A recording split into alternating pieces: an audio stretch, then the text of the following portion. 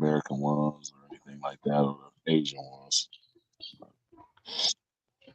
Yeah, bro. I'm all about the motherland, bro. Yeah, I mean, like I've had the best experiences over there. You know what I'm saying? The most. Hold on, I'm gonna go grab something to drink. Okay.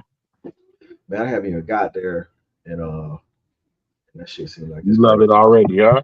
Man, what? Like I'm just loving the vibe. You know what I'm saying? The famous, Yeah, man. It's man. yo. It's yeah. It's funny, man. Our world is becoming smaller. You know what I mean? Because, like I said, the first time I ever went to the motherland was back in actually it was 2010. I was on R&R on deployment.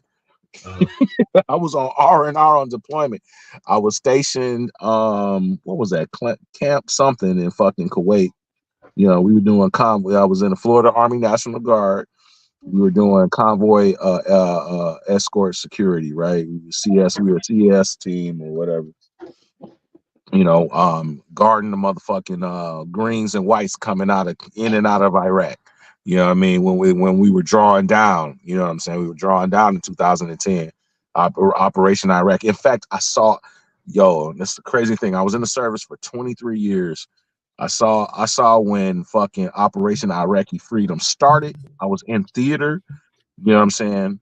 And March 17th, 2003 is when fucking the war started. I was there back in January. And then fucking I was there when Operation Iraqi Freedom ended and again and became Enduring Freedom. Because Iraqi Freedom became Enduring Freedom after that point in time. I was there for that shit, bro. Like, you know what I'm saying? It was crazy. Like, What damn. branch were you in? I was What Army. branch I were was you in? Army. Yeah, I was Army. I Okay. was Army. Yeah, I was so my MOS initially was 98 Juliet. I was a what do you call it? ELINT analyst. And then they started merging the 98 series into what they call the 35 series. Because Okay. they made our MOS's matched our officers' ranks. So our officers' MOS was always 35, whatever. You know what I mean? 35 Right. November, 35 Right. Kilo, whatever.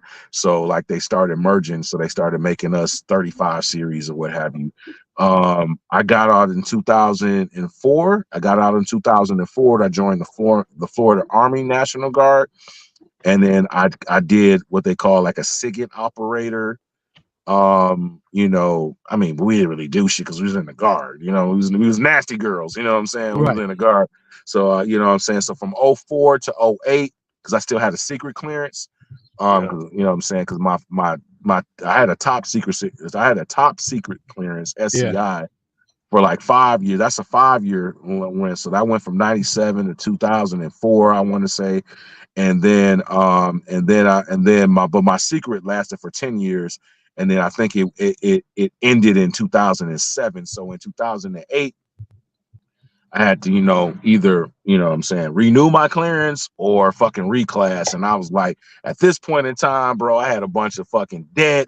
I had been to jail a few times, on the civilian shit, fucking with bitches and shit.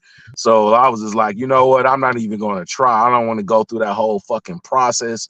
I think it was a SF-95 or some shit they called it. I ain't want to fucking go through that process anymore. I was like, yo, you know what? This made me a grunt. I'll just be 11 Bravo, bro. It's like, I just want to do something simple. You know what I mean? Right. Right. You Right. know what I'm Right. saying? Yeah. I went through 11 Bravo school, not at Fort Benning. They made, because I was a nasty girl. I was a National Guard. They had to do it. Because they ain't gonna send you to a 4 month fucking, AIT all over again.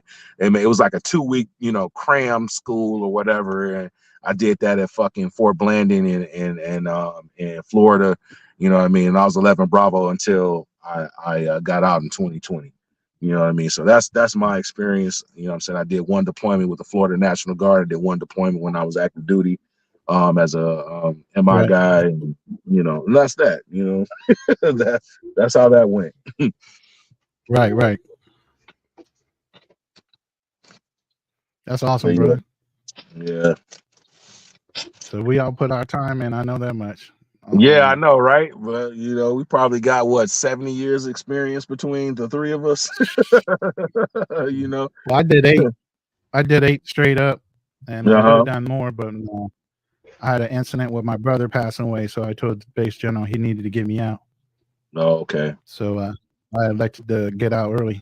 I did 6 my first enlistment. That's how serious I was about the military. Yeah. So I was already re-up to do 10 before my brother got shot and killed. Oh, As a civilian, not even military. Yeah. My condolences, bro. You know what I'm saying? It's all good, brother. I mean, Yeah. it was unfortunate circumstances, but we wound up suing the police and won $7 million from my nephew. Oh, that's It was a up. jealousy thing where my brother owned a security company. Uh-huh. You know, he had over 50 cars and a huge, Black Indian in Kansas town. You know, the local cops are jealous because he's winning contracts off of their moonlighting. You know, and he wanted to become a cop. They didn't want him. So he said, okay, you want me to be a cop? I'll do you one better. I'll go open my own security company. He also was a bounty hunter. So he was attached to U.S. Marshals as a bounty hunter. So he won up them, and they got jealous over that shit. But they barked him. You know, it came to a head. Yep. Wow. In front of 70 witnesses. Wow. Inside of like a TGI Friday type of a bar place with kids, everybody in there. On a Friday night of all times. These cops are stupid as fuck, bro. Yeah. Wow, bro. Yeah, hold on for a second. That's crazy, man. I'm sorry that your family had to go through that, bro. Yeah, I know. I mean, it disrupted a lot of things because I know things that have been different if he had lived. You know, I probably would have done my 20 or at least 15 before I got out, and then probably helped him in his business while I grew my own. You know? Right. Yeah, that's crazy, man. Hey, are we getting people coming over or what? Yeah. I see people coming in. Yeah. I see quite a few people I know. Hold on about it.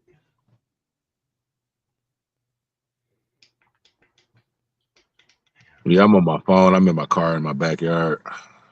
Shit, turn this damn light down. Shit. There we go.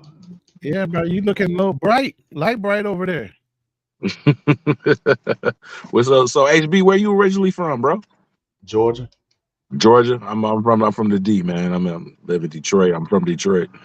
That's what's up. And Ronan, you from Kansas? Nah, bro. I'm originally from Baltimore, Maryland. Oh, I'm a Baltimore, Maryland kid. I'm a product of that, but I moved out pretty early. Hold on for 8 years old. Hold on for a second. Hold on for a second. Let me I need to do my introduction. Hey, what's up, everybody, man? It's your boy HB Go Global. Hey, we here for another live. Hey, I thank y'all I appreciate y'all for coming over. This is a continuation from another live from No Excuse Entertainment. You know, so I appreciate Rob for letting me come on and chop it up with him. These the fellas right here came over with me. So if y'all get a chance, also make sure y'all give a shout out to No Excuse Entertainment. Y'all go over and subscribe to his channel if y'all don't know who he is. But I appreciate you guys for coming in. I got some of my strong followers that started me from the beginning. Danny, man, salute to Danny, and salute to Ronan Travel for coming through. What's your name? JBL. We got JBL. Yeah, JBL. Yep. JBL in the building. Let me put his name. What happened to the names? Okay. Gotta turn that off though. But yeah, man, I appreciate these guys, man, coming through, man. Salute to these guys, man. Both of these guys, military vets, man. JBL, Army vet, Ronan Travelers, Marine vet, fellow Marine vet, man. Salute to these fellas, man. Previously, we was talking about Africa. This is the kind of a continuation of this Africa thing. But if y'all want to catch because you Africa whipped. Yeah, man. Right now I am, man. What's up? Hey, got a package? Hey, that's the best whip to be, bro. That's the best whip to be is to be whipped in the motherland, man. Go back, honestly, bro, we gonna restart the Marcus Garvey movement right here, bro. the UNIA, bro, United Negro Improvement Association, bro. We gonna restart it over, you know what I'm saying? And you know what I mean? Dr. Umar, I feel you about that school, but we doing the real work right now, bro. we let the veterans come into play, man. Yeah. You know, I mean, we gonna lead the way, man. We the tip of the spear, as they say. You know what I'm saying? Get us back to the motherland. Hey man, salute to Mr. G 1804. He said I did the National Guard after active duty too, man. Yes, Mr. G, man. So we got Uncle Guns in the building, man. Ronan Travel, salute, bro. Yes, What's indeed, man. up? We got these guys coming through. Say, what's 11 Bravo? 11 Bang Bang? You don't know about the 11 Bang Bang? Okay, it's an infantry soldier. We close with it, destroy and neutralize the enemy. You know what I mean? That's what we do. The foot soldiers. You know what I'm saying? You know. Yeah, Uncle Guns is a Navy man. Everybody in here is pretty much military. So I think both of them. Yeah, man. I got my first super chat from some veteran, man. I never seen him again. Never popped up again, man. Some dude it was my first, like, I think it was my third live or something like that. Dude dropped me like $10, man. Super chat. Nah, send me cash out. Send me cash out, man. And I haven't seen him since, man. But that was love, though. That's what's up, man. We gotta support. We gotta support, bro. What, man? I was watching this morning. I want to say it was ABC, bro. I was watching something on ABC, and they were talking about it's been like 20-something years since the I don't know if it was Fallujah, maybe it was Raqqa. I can't remember. It was one of those campaigns that happened right after the right after the invasion. You know what I mean? And these veterans that got together, some of them hadn't seen each other for 20-some plus years. You know what I mean, man? It's wild, bro. Do y'all keep up with your units? Do y'all have like Facebook pages keeping up with your units? Actually, I don't, man. No, I don't. A lot of units I didn't like the units. Yeah, exactly. We had a couple of guys I was cool with, man, but you know what I'm saying, I fell out with those guys over the years, man. Matter of fact, I was the one that was trying to maintain these relationships, but you know what I'm saying, after a while, man, dudes don't hit me up, man. I start hitting them up because they gonna tell us I'm acting funny. I'm like, nigga, look, I ain't finna be the one that's trying to maintain these friendships, man.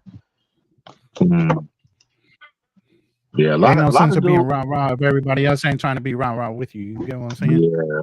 I mean, a lot of the cats that I served with that were my subordinates, man, a lot of them, you know what I'm saying? Like one guy, he died in a car accident.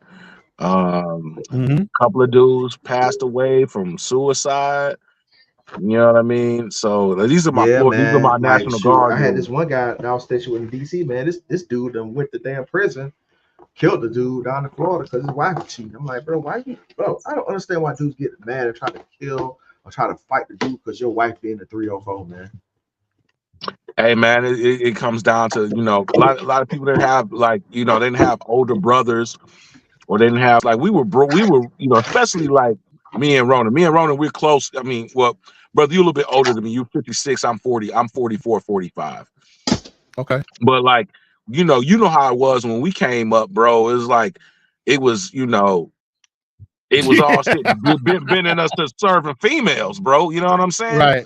You know what I mean? You know, it was all love, you know, girls with sugar and spice and everything nice.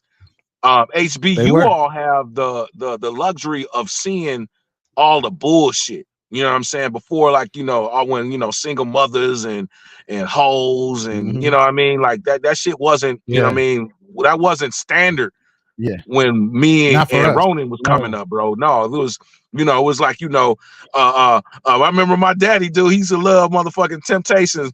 Treat her like a lady. You know what I mean? Pull out, you know, put something on the coat with, you know, treat her like a lady. Like that at one point in time, like that was the black community, dude. Like, you know what I'm saying? We was in tune with our women. You know what I'm saying? You was trying to swoon a girl, you know what I'm saying? So that, you know, that's a whole different concept. Now, you know what I mean? Nowadays we in the era of Sexy Red and, you know what I mean, and Pop My Pee and all that type of crap, you know, Luke, you know, that first I would say Luke and all of them first started all of that. Then the female versions came out, you know, in the late 90s with Eve and with Little Kim and Foxy Brown, and that brought us sexy, you know, city girls and what is reticulated and translated to now. You know what I mean? Where y'all generation like kind of see this like, yo, I ain't really like this is some BS. You know what I'm saying? But a lot of dudes are raised up in this, you know, this fictional fantasy that women are just nice and everything's, you know, sugar and spice and everything nice. You know what I'm saying? And they get caught up in that. And really, women are just like men, bro.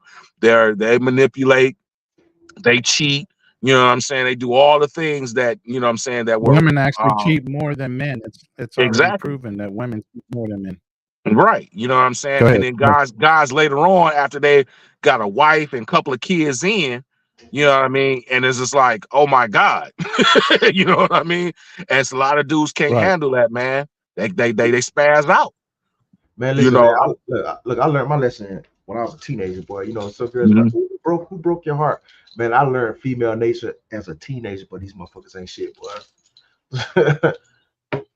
Yeah, it's a lot quicker now. That's the point of me even bringing all this up. It's a lot quicker now than what it was in our generation. I remember the first time there was a guy in my unit. He was a staff sergeant, and he was living off post. And him and his wife were having some issue or whatever, and they made a move back into fucking post. Now imagine that. You living off post, that's like an advance. And you know, when you a soldier or a military guy, you living off post, you got your own place. The military's paying with basic allowance of housing, BAH, so on and so forth. But because your wife is out there doing whatever, the commander can come, you know what I mean? Whether she's sleeping with dudes, going, you know what I mean, you out in the field, you know what I'm saying, you know, doing bivouacs with it. Because back when I came in was in the late 90s. It was no wars. So mofos went to the field. You know what I mean? But I was an intel soldier, so we never went to the field. But we was always at the NCO club, you know, on the weekend. And we always knew when the 25th ID was out in the field, you know what I'm saying, or certain units was out in the field, because the wives would come up.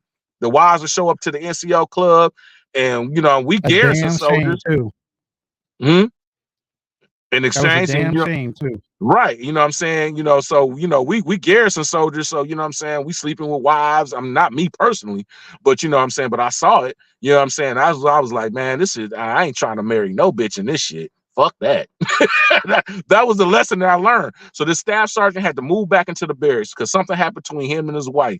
You know what I mean? And dude ended up killing himself, man. He ended up killing himself in the fucking barracks. He shot himself in the fucking barracks, bro.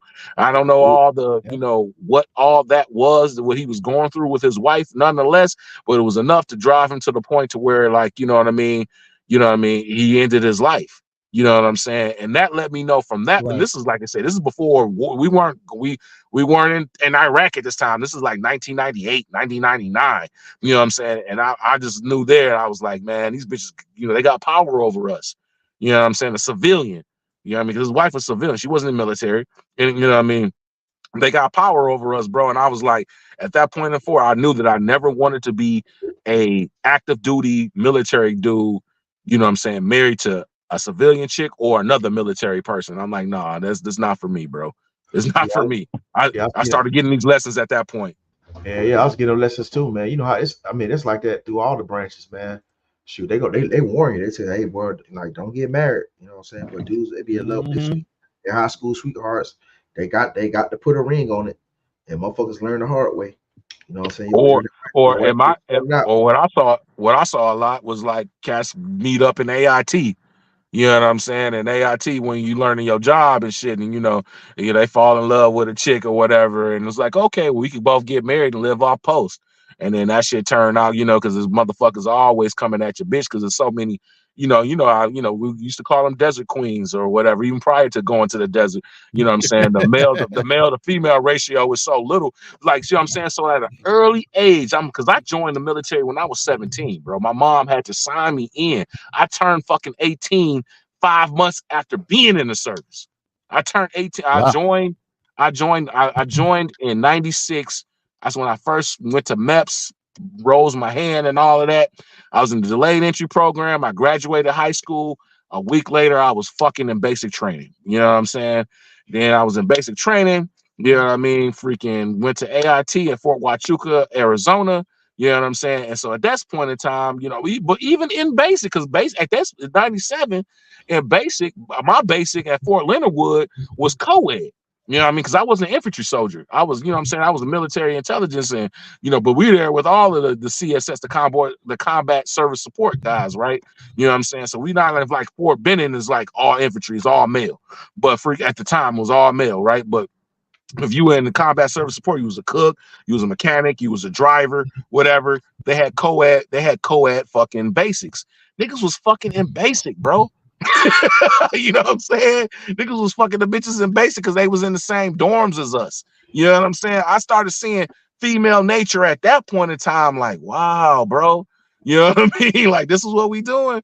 You know what I'm saying? You start seeing the horror stories, you know, cats go ahead and get married to their chick that they met in AIT. They go to their first duty station because they married, they living off post, but you know what I'm saying? Dude get caught up, shit get caught up.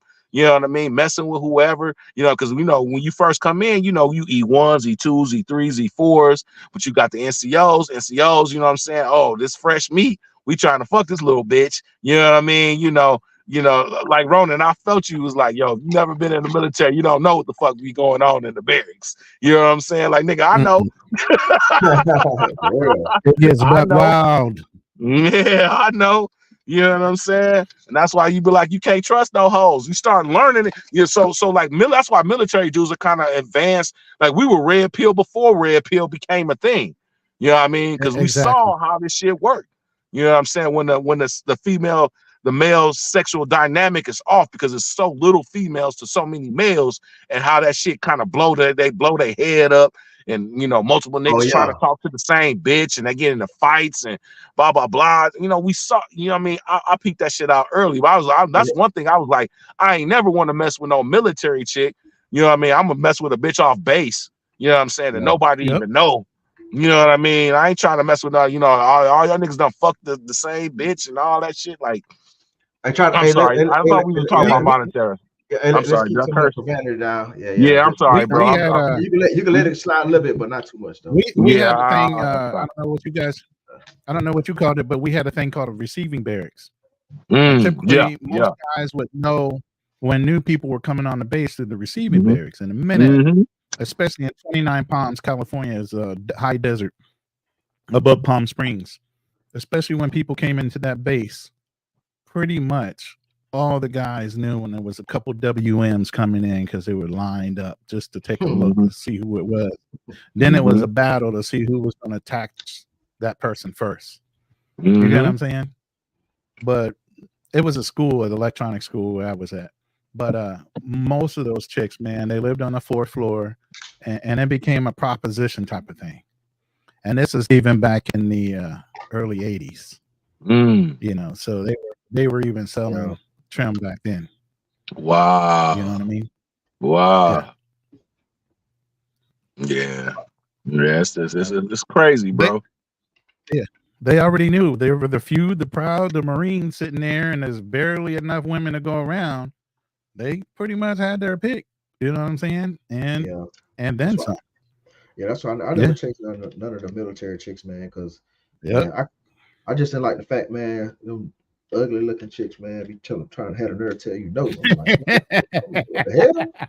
Right. Like, you know who all smashing all the time? And they thought they had some pull too. They should be happy I'm talking to you. It's like, so you should be privileged that I'm talking to your ugly, dusty ass. Right. Man. Yeah, that's why I didn't too much mess with the chicks in the barracks, man. Like when the ones I did mess with, I was fortunate to have a duty station where I was stationed next to the Navy chicks. So, you know, the Navy chicks, they love bad boy. You know, females like bad boys. So the Marines bad boys. So we was running through the Navy chicks like it was nothing. That's what we're saying in the other live is like most dudes, if you have not put on a policeman, a fireman, or some type of military type of service uniform, and see the difference in the way you're being received by women, but it's some kind of mental fantasy for a woman to sleep with a man in a uniform. All of them. Yeah, boy. Especially when I was in damn DC, boy. Your boy had them dress whites, boy. Hold on, let me show y'all. Oh yeah, them dress whites are sharp. The Marine Corps dress whites, sharp. Man, the Marines got some good ass uniforms. Both the Navy and the Marines have dope uniforms. When I was stationed in DC, man, I was fortunate enough to goddamn wear them dress whites because they only allow the enlisted to wear them goddamn whites, man. What your officers wore? The officers wear the same these whites right here, but the enlisted we can only wear the blue trousers. But Okay.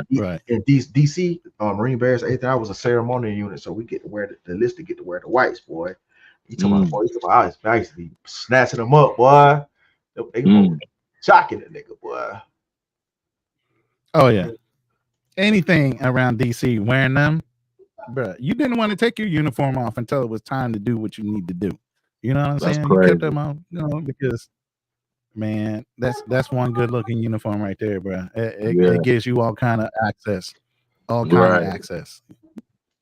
Man, man, you just don't imagine how much, man. Listen, how much cut. All kind of access. That's all I can say. Man, I'll smash everything. Can't tell me shit. And then again, like I said, like he was saying, the Marine Corps had that military kind of like bad boy persona anyway. Yeah. And yeah, we would tear up a town. We could tear up a town pretty much between the group of us, drinking till the wee hours of the morning, going home drunk, getting back up, running PT the very next morning, no big deal. But we were off the chain. Man, shout out to Bijan, man. Bang. It's my guy out there in Thailand, man. He always be showing your boy some love. You know what I'm saying? Since day one. That's my guy, man. That's what's up. Thailand vets. Yes, that's the one thing, man, that I give to the Navy, bro, and to the Marines. Like, y'all really travel, bro. Like, Army, we don't travel like that. We had either Germany, I was stationed in Hawaii, you know what I'm saying, but we got bases on, I was stationed. That was my first. I was at I was at Hawaii too. Yeah, you were in Hawaii too, in Kaneohe. Kaneohe? Kaneohe Bay. Kaneohe Bay, yeah. I'm sorry, Kaneohe Bay. Yeah. I'm saying I was Schofield Barracks. Okay. Schofield. Yep. I was at Schofield Barracks, and I think it was Air Force was Hickam, and then you obviously had Pearl Harbor for the Navy. Right. But yeah, man, like, you know what I'm saying, I was lucky enough to have that as my first active duty station, and then I had MacDill Air Force Base because I was an MI soldier, so I was at JICSIN, Joint Intelligence Center, CENTCOM. Okay. And then that's when I left the service after I left the active duty service after that, and that's when I joined the Florida. Did you write the reports on top secret clearances? Did you write all those reports? Well, yeah. So like I did. So I worked on the thing. Man, this is going way back because you're talking about 2001 to 2003, 2004. So because again, I was an intel soldier. So at that point in time, when I was active duty, I was intel. So I was MI, military intelligence, and so we, I was what they call it, intelligence, intelligence analyst, right, and ELINT analyst. So pretty much like we're, we had satellites, in low elliptical orbit and high elliptical orbit that freaking suck in all the radar freaking signals, and those signals got converted into what these things called electronical intelligence notations, or LNOTs. So LNOTs, you know what I'm saying? So in the computer it tells you, okay, we know that based on this particular type of radar, this particular type of surface to air missile or Scud or something like that. Don't give too much up now. Don't give too much up. I mean, man, this is 20-something plus years old intel, bro. I understand, bro. Yeah, but that's what it was. You know what I'm saying? No, I was in comms too. And I had a top secret. Okay. I used to read the intel messages. That's why I said, did you write them? Because I used to sit there and read them when I was bored. Yeah. Nah, I wasn't writing, like, 'cause that's human intelligence, right? Like human intelligence, you got people like actually, you know what I'm saying, embedded, you know what I mean? They collecting human intelligence or whatever. What I worked on was called it was a MIDB, multi-intelligence database. So we, you know what I'm saying? So when it was time to freaking do sorties, right? Like, okay, we're going against Iraq, right? We had, we know where their air forces, the air bases are, their their garrisons, all that stuff. Right, we know where that's at because we've kept collection. We watch and monitor, You know what I'm saying? We watch their troop movements, their exercises. We know what type of, weapon, what radar systems are connected to their, their mechanized infantry, to their artillery, so on and so forth. So now these become, you know what I'm saying, targets for when the Air Force goes out and the Navy go out and freaking go bomb. Yeah. Like, yo, we bombing these sites. We gonna soften this up. So when the ground troops come, yep. I was trying to tell them earlier. I know what you're saying. I was trying to tell them earlier, when you read like an intel brief, it's like a big chess match. If you really kind of put it in a 2 to 3 dimensional thing, it's like, here's the resources. This is what we could do, but we don't want to do this, this, and this based on a reprisal of this country, not necessarily approving or being, detrimental to something else we're trying to do over here 5 steps later. It's like playing 4-dimensional chessboard. So when you're reading an intel brief, it's got all the background detail behind why you would want to do a mission, who it would affect, and then the pros and cons of the mission itself. You know what I mean? Right. So yeah. So my job at McDill was keeping up. My job at McDill was just basically just you know what I'm saying, we just collected and we just, you know what I'm saying, okay, and we merging it also with imagery. Satellite imagery, you know what I'm saying, of what was on the pad, what was there, what we could see at this particular time, you know what I'm saying, and be like, this is here and this is here and this is there, so here, you know what I'm saying, these are your targets, you know what I'm saying. So in the beginning of the war, they already know where to fucking go. They know what they're getting at, you know what I'm saying? And we're gonna soften that all up so we can have air superiority, because you have to have air superiority for our ground forces. We got to control the air, bro. You don't control the air, it's it's over with. You know what I mean? For us on the ground, it's over with, bro. You know what I mean? Because like, and then being on the opposite end, being an infantry soldier, you know what I mean, when you have fires, you know what I'm saying, we're able to call, over the phone, you know what I mean, for layman's terms, we, you know what I'm saying, we getting pinned down, okay, drop this. You know what I mean? Like, you know what I'm saying, you got, artillery or close air support with the A-10s, or you know what I'm saying, or the J-dams, like, yo, you know what I mean? Like, I would hate to be on, I used to think like, man, I would hate to be on the opposite end of that. Right. You knew what resources were available where in order to counteract whatever utility or equipment was there, so that they could actually quickly form a mission plan and get out there and do what they needed to do. Right. Basically. Right, man. Without going into a detail. But right. HB, we've been running off at the mouth. What's going on, brother? You over there quiet as hell. Jump in here. You having no PTSD, are you? I'm over here. HB, who? Me? Not yet. Not yet. What was said? I'm sorry, I missed it. I'm over here texting, I didn't man. hear what HB. Yeah, I figured you over there your lawyer chick, your girl. Nah, not her. Nah, another one. Bro, she sent you a little video, bro. You better at least thank you for that. Do a little heart-shaped eye or something. Let's see. Yeah, man. See, he's trying to play that pimp role and downplay all that, right? You know what? That's here how he's loving you. He love bombing them hoes over there. Like, man, baby, I got you. Right. Now I'm trying to post a share on Instagram. The link and shit. So people could join the chat. Yeah, so it's just not us talking. You know what I mean? Yeah, I would love to. I just put one in my Facebook group. Yeah. I just put an invite in my Facebook group too. So could one of y'all share the link in the chat so I can hold on, you already did, my bad. Let me try to grab this copy link address. I'm gonna go ahead and put it in my WhatsApp groups that I know of, because we got a lot of veterans in there.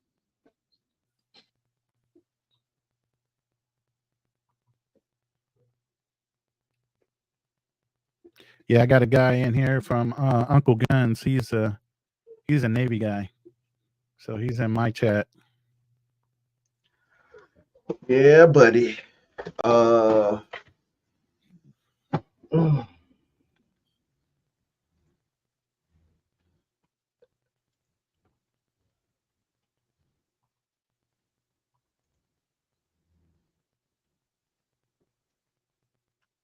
But yeah, man, y'all go ahead and chop it up, man. Let's talk about get back on the South Africa shit, man. Yeah. See, that's Yeah. y'all's thing right there. See, I gotta be the Let me do a little poll. You Let me the see. Ronnie, you the now when Asian it guy, comes to right? Africa. You the Asian guy, right? I'm You the the Asian guy. Philippines, I'm Thailand. the Asian. Yes, sir. I'm the Asian guy. I'm that. Yeah. I'm that Somebody guy. know live, man. I didn't post it. I didn't post it none of the groups. So it was like a impromptu live. So Yeah, so it is. make You sure. know, people come and join when they wanted to. You know what I'm saying? I mean, I Right. figure like Yeah. maybe we do another 30 minutes. Whoever comes in, if not, just call it a night. Yeah, for sure. I ain't trying to build because I got to do some editing. I didn't do any editing today. And then I got to put my daughter in the bathtub. She outside playing right now. Love That's bad. what's up.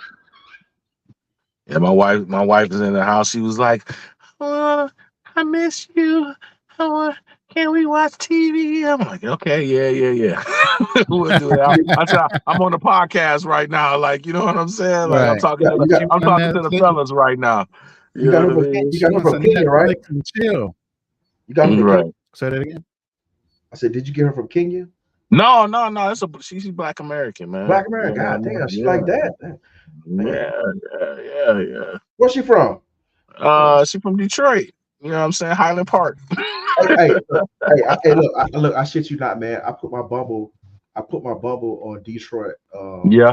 So I don't know, for some reason something gave me an urge to like look for a chick in Detroit, man. I Yeah. don't know what Yeah. it was. Something gave me. I shit you. I promise, man. I did that 2 days ago. I said, let me change my shit to Detroit and see what I see. Right.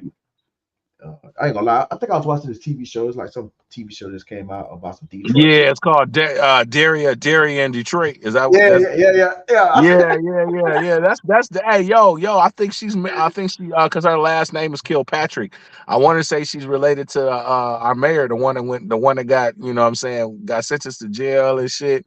He went to prison. He's out now, but you know what I'm saying. But I Kwame Pil. She's related to Kwame Kilpatrick. But they didn't film that bitch in Detroit. They filmed it in fucking Chicago. I'm looking at the scenes. I'm a real Detroit motherfucker. I'm like, I was like, my wife, I was like, yo, that ain't Detroit. Yeah, I that's can just whack. tell by the houses and shit, the neighborhoods. You know what I'm saying? Because like, nigga, I'm really live on the east side, bro. I got a real east side house. You know what I'm saying? I was like, nah, that ain't Detroit, bro. Like they use now when they're using the B-roll shots, they are. You know what I'm saying? Detroit, downtown Detroit, you know what I'm saying? Off the river and shit, the skyline of Detroit. Yes, that's Detroit. But where they actually are filming the motherfucking episodes, no, that got to be Chicago or maybe Cleveland. But I want to say Chicago. But yeah, it's definitely not Detroit. Because like I said, I know this city like very well. You know what I mean? I done did the recon. I done did the recon. I know this motherfucking city hella well. I know the streets and all of that shit. So I know what it look like and what it don't look like. You know what I'm saying? But there's a lot of places in the Midwest that look a lot alike. Just like you from Baltimore, like, you know what I'm saying? Y'all from the DMV area, like, sir, you could kind of, be able to tell, like, no, this is from this area, that's from this area, you know what I mean? Because you got that, you got that motherfucking intel. You got that intel to the street. You understand it. You know what I'm saying? Any military dude knows their surroundings. They know they sit rep. You know what I'm saying? They you know what I'm saying? It's Exactly. they know what it looked like. You know what I'm saying? Like, yeah. I Situational awareness. yes, exactly, man. I used to tell, I'd be like, yo, listen, you know what I mean? I tell them like I was an analyst. I was like you can't get nothing past me, nothing, bitch. You're like, I'm an analyst, you know what I mean? Like the government trained me to freaking be able to spot shit out. You know what I mean? You're not fooling me. Right. You know what I'm saying? You're That's not what I getting tell over people on me. when even when we're doing some of these lives, I tell people, Mhm. there's a way of, oh God, what is the word? My PTSD is coming up on me.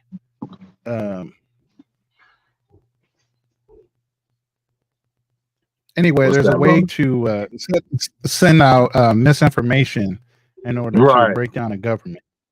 Right. I forgot the term. I can't remember the term right now. It's just like, I what is the know. term you use when you're When you try to disinformation, but it's something else that you go. when you're trying to take over a government, when you're trying to Right. yeah, With like news, create a coup. information, Cool. Yeah. misinformation. Yeah. Right. Yeah. Yeah. And that's what we're talking about with African nations, is the fact that, Mhm. there's a lot of, of that governmental unease because of the intel that different governments are putting into the different tribes to keep them at odds with each other, while they steal the rare earth metals and resources of that country. And Destabilization. Is that with what you're talking about? Destabilization. destabilization, yeah, Yeah. destabilizing governments, right? Right. the Right. the Right. the scientific and the methodology we use as military personnel in order to Right, man. destabilize and topple governments, just by using misinformation from one tribe to another, like you're pulling strings as on a puppet. You know what I Right. mean? I mean, And that's that's why what a I, lot of these guys, when they talk about these countries, they don't think about that because they don't have that military mindset and the Mhm. intel base to understand, there's destabilization when you come into, even with social media. Social media can drive a lot of destabilization in a government and the population, in order to drive them to think a certain way and be uneasy, with their government. Yeah, that's why the US wants to get rid of TikTok. Because they feel, you know what I'm saying? They feel that TikTok has a huge communication and social Yeah, I saw influence. that. What happened with that vote? What happened with that vote? Because I know it was getting to a vote where they were going to cancel the access to TikTok in America. Do you know? Well, from my understanding, what the vote is basically trying to do is force the parent company of TikTok to sell, because the parent company of TikTok is based in China, and so they're trying I to thought they already force. sold to Met. I thought they already sold to Meta. That No, was they over didn't. a year and a half ago. No, They didn't. no, they didn't. So No, China still owns it. yeah, China still owns it. They still own it. They still own it, and the U.S. government is trying to force China to sell TikTok to either a U.S. or a U.S. friendly country. And so Right. China's like, we built this intellectual property up, and you're forcing us, You to can't make give us. our way. Right. Yeah, to give it away. But the thing is, but China really don't have a leg to stand on, because all of our internet intellectual, like our social media companies, are not allowed to operate in China. So there's no Facebook, there's no Instagram, there's none of that in China. So China, you know what I'm Right. saying? Like, if China had allowed them to operate in China freely, then they would have a leg to stand on, but they really don't. They don't allow them. And from my understanding, TikTok and freaking in China is nowhere near what it is here in the US. Here in the US is a bunch of foolishness. But Yeah. in China, they're training their kids to use it, you know what I'm saying, for social improvement. You know what I mean? Whereas here in the States, kids, and people and adults, children, everybody are using it, for BS. You know what I'm saying? In China, they Right. they they they they make the kids, they have a limit. Kids, you know what I'm saying, under a certain age, they can't Exactly. access it after so many hours. You know what I'm saying? Here in the United States, Right. there's no restriction like that. You know what I mean? They become addicted to it. You know what I'm saying? They're using it Correct. for dance, things and blah blah blah. You know what I mean? It's just making us stupider, basically, in essence. You know what I'm saying? So, Exactly. Yeah. So I get that. I knew why they were doing it. I was just like, wow. I thought we had already purchased it. I was not aware that China still had no, it. no, it's still some particular type of way. It's still, because I think they have a U.S. operations, a U.S. headquarters. You know what I'm saying? Oh, I'm But it's sure by still now. tied. Yeah. Yeah, but it's still tied to the overall operation is still tied to Chinese freaking China. access and Yeah, information that's on there. right, Chinese exactly. people and Chinese can have intel have access access to it, to your and person. yeah, exactly. They can Right. force that company to create back doors for them to get to the data and so on and so Right. forth. I really think this is just really Democrats.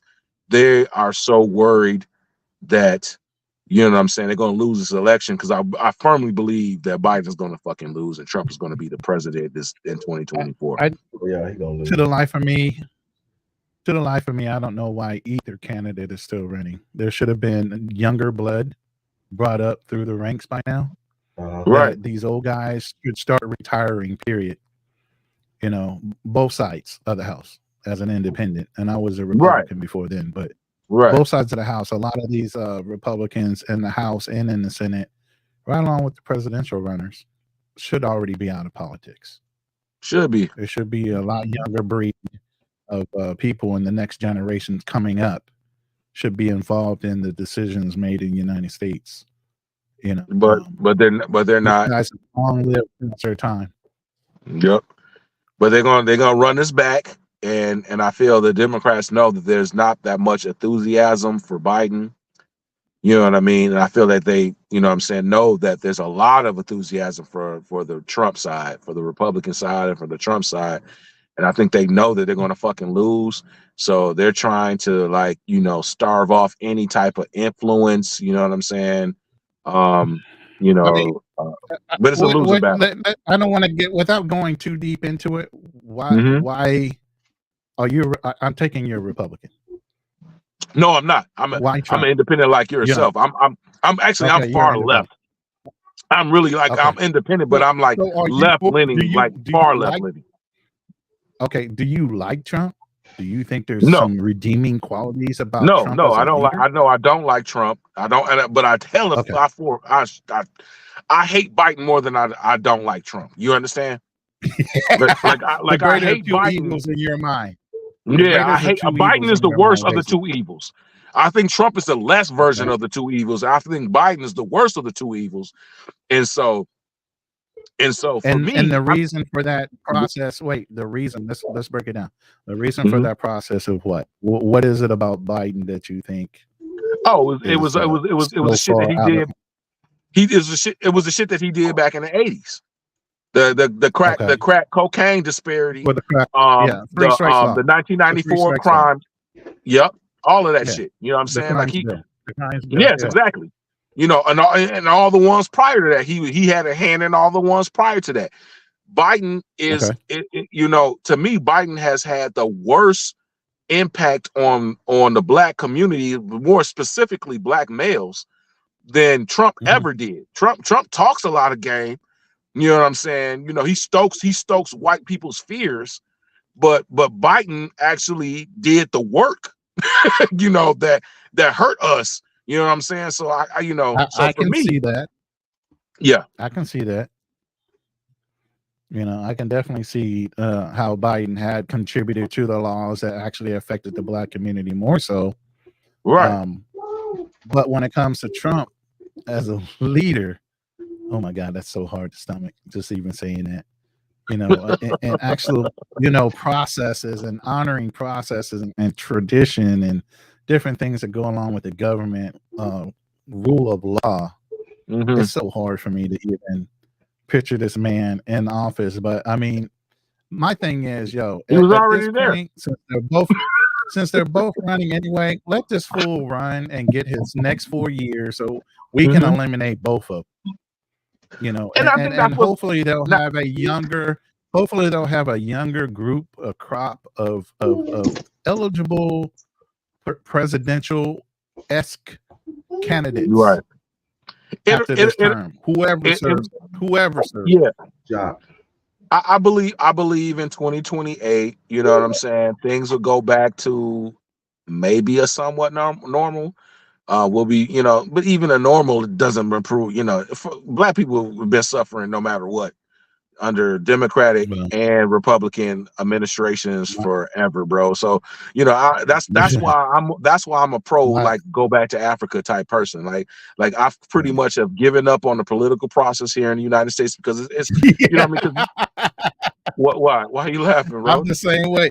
No, because I'm the same way, bro. Because if we can't get a third party system going to exactly.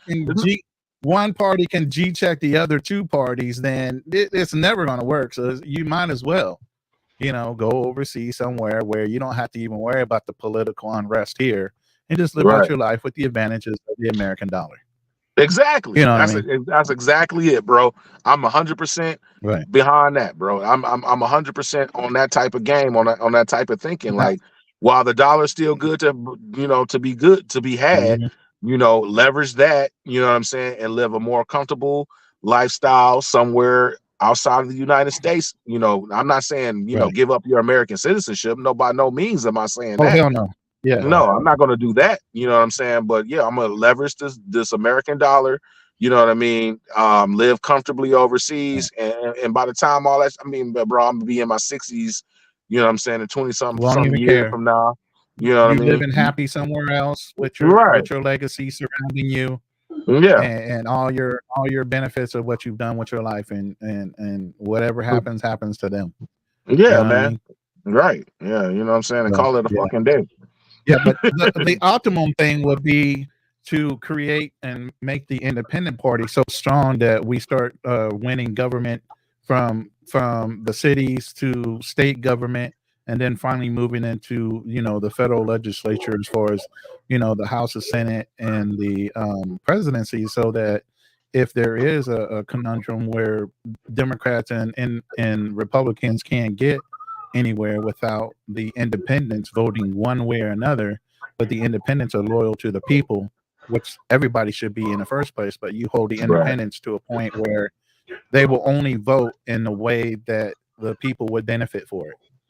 You know what I mean? Yeah, but like you, And would cause but each party to have to.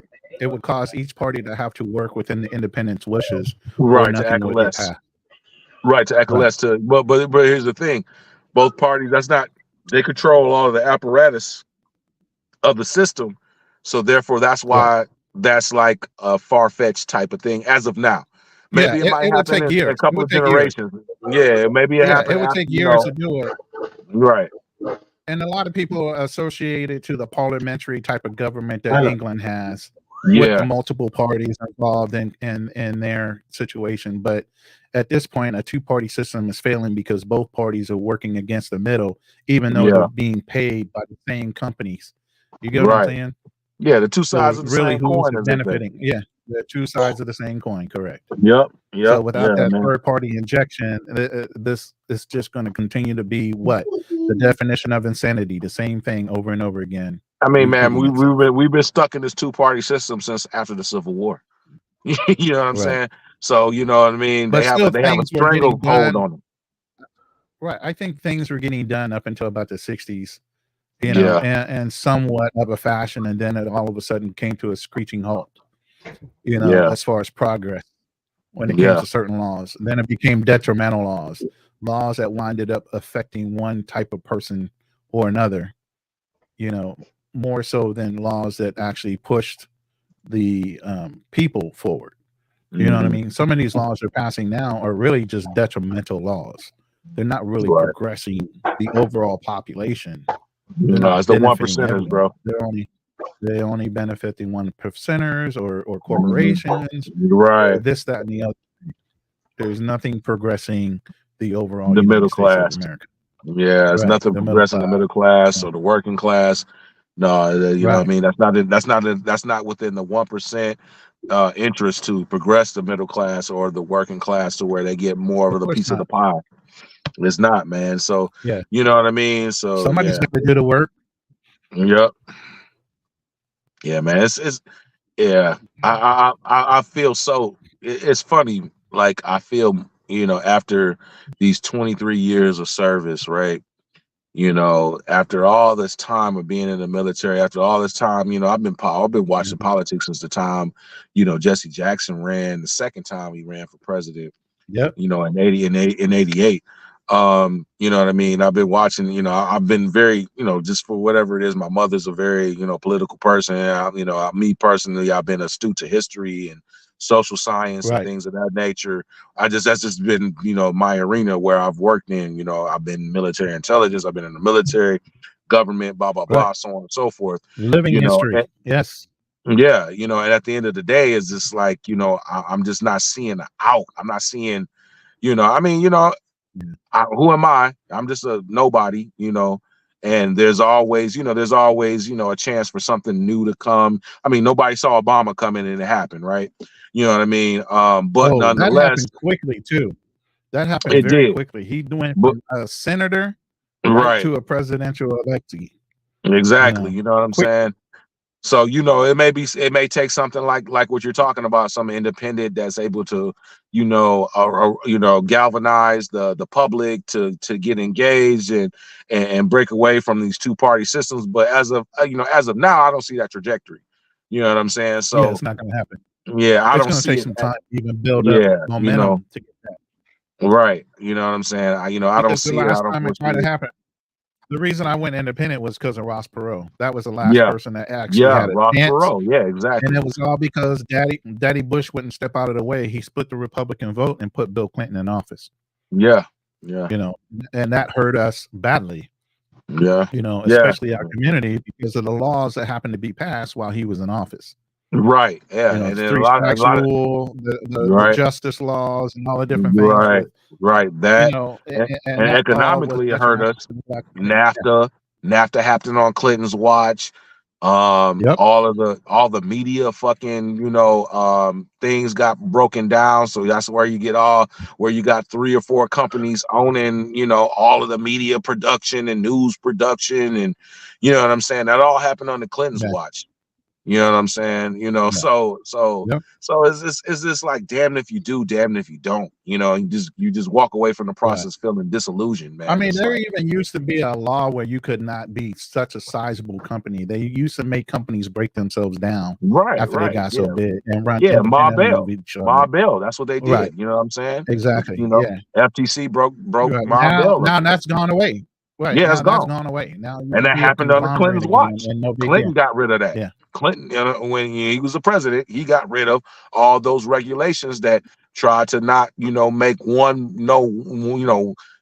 3 companies be so damn big to control the whole market. You know what I'm saying? He was the first one to initiate all of this. A Democratic president was the first one to initiate all of these freaking laws that made these conglomerates as large as they are. Right. So, and that was one of the things I had said to HB and a couple other people. Is like I used to make fun of guys in the military when they were Democrats. Like I said, I started off as a Republican. I was like, yo, do y'all realize when you vote Democrat, you're voting for a pay cut and you're risking your life for your country? Right. Like, what are you talking about? I said, go back and look at history. Every time a Democratic president's been in office, what gets cut first? Government or military spending, which means what? You're not going to get your full interest rate or gains on cost of living for your raises. So when you vote Democrat, you're voting against me getting a pay raise, you dumb motherfucker. Right.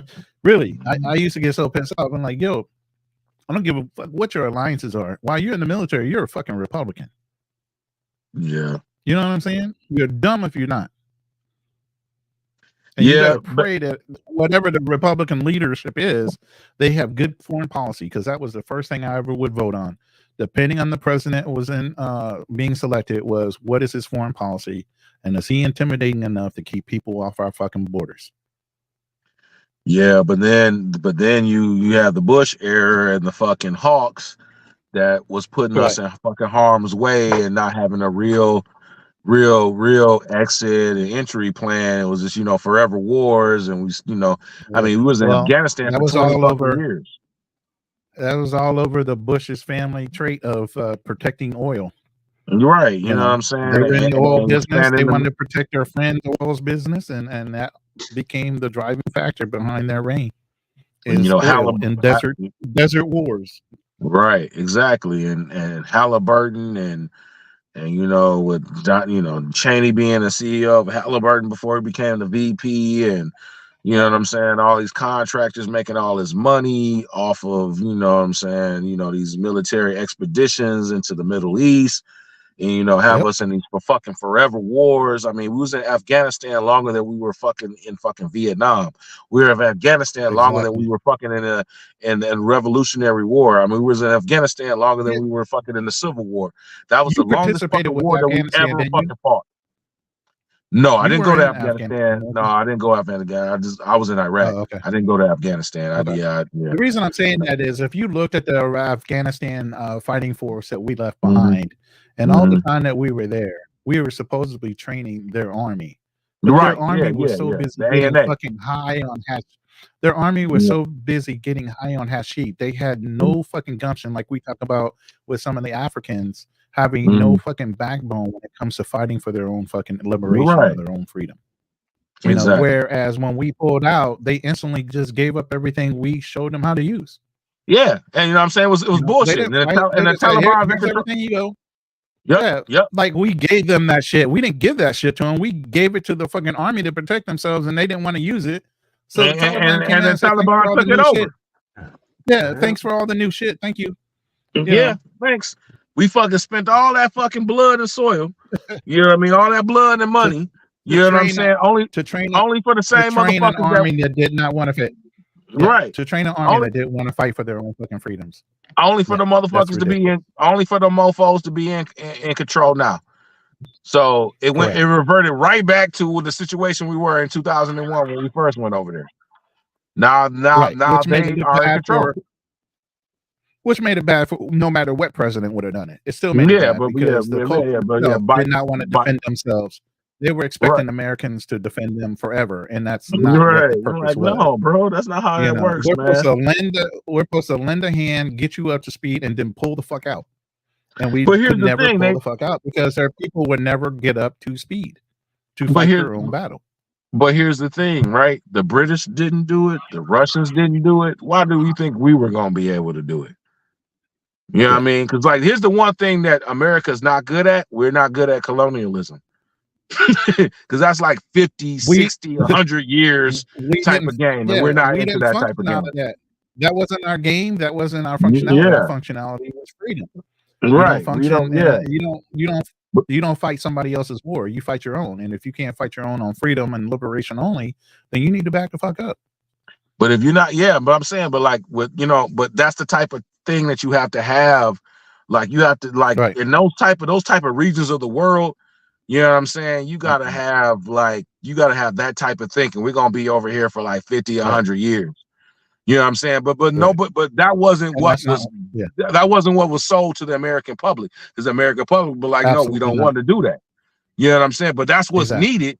But if you fall short of that, then it's just it's a BS freaking mission. And only one, you know what I'm saying? And only ones that are going to get rich out of it are the people who are the military industrial complex, the corporations that supply the military while they're doing this. Like I said, the Halliburtons of the world, you know what I'm saying? The Boeings, the Lockheed Martins, the ones that sell, ammunition to the military. You know what I'm saying? All the while, the poorest of the children in America are the ones dying. Are the ones dying, because it's not their kids that, you know what I'm saying, are done. It used to be back in the day that you would have senators and, you know what I'm saying, it would be, officers were tied to, landed gentry, and, you know what I mean, that was something that was of, significance to do. Well, like, okay, that was one of the reasons why they pulled it. That's why they pulled the draft back. The draft was forcing some of those senators and the wealthy of the elite to have to fight. You take out the draft, and who's automatically going to enlist out of need and necessity, or just the poorest people that want an advantage through college and other opportunities. But you got to serve first in order to have that opportunity. So they traded off the draft for an opportunity of an education for the poor of the people in the economy. Right, because Vietnam showed them that when everybody's subject to it, you know what I mean, and they have some skin in the game, they're gonna be like, whoa, what were we doing? You know what I mean? And they saw some backlash in Vietnam. That's when they stopped. That's when they stopped. How long are we gonna be in this? I want to get my kids. Like what we talking about? Right. We need to end this real quick. My kid's gonna turn 18 here in the next couple months. You know what I'm saying? So they were under pressure to want to stop. When you start losing people that don't affect them, they don't care. They can let that shit go on for 30, 40 years while the corporations get rich off of the military industrial right. You know what I'm saying? And so now, that's why I'm like, when people be like, thank you for your service, I'm like, okay, I get it, but it ain't your kid, right? You know what I'm saying? Exactly. It ain't your kid. You don't got no skin in the game. You can tell me thank you for doing what my family's not willing to do. All the while, most veterans are homeless. Most veterans need mental support and therapy because they're taught to compartmentalize a whole bunch of trauma they had to deal with while they were in, and the shit they saw, and they don't get any kind of fucking mental health or any kind of relief once they get out. They're treated like second-class citizens, even though they serve their country. Yeah, man, it's screwed up. So with that being said, I don't think we got nobody new that joined. So HBO's over there making love. We got some people watching love on the text. Now listen to you guys, man. I'm trying to. I was shopping for us a new tripod, man. Because I bought that extension for that tripod, but it doesn't match my tripod, so I got to get. Okay. I have to get this special tripod and stuff, man. You got to get a special attachment for your camera. You got the Ronin. You got the Ronin for your endeavors. You got the Holloman Ronin. Is that the one you got? The Holloman Ronin. Man, hell no! I'm spending money. I got a damn Amazon. What are we talking about? What are you talking about? I know Ronin is something expensive. The gimbal, yeah. The gimbal that you said you were getting was a Ronin. The Holloman Ronin is a gimbal that's like high end, but it doesn't cost that much. I think it's about $300 to $400 for the gimbal. Holds up to a DLXR type of camera. Hey, somebody read this comment because I think it's a worthy comment to read. You know what I mean? Hold on, we'll get to it. Hey, listen, I'm not spending no $300 on no goddamn gimbal. Listen, I'm sorry. I forgot who I was talking to. Forgive me, sir. Forgive me. I know how you travel.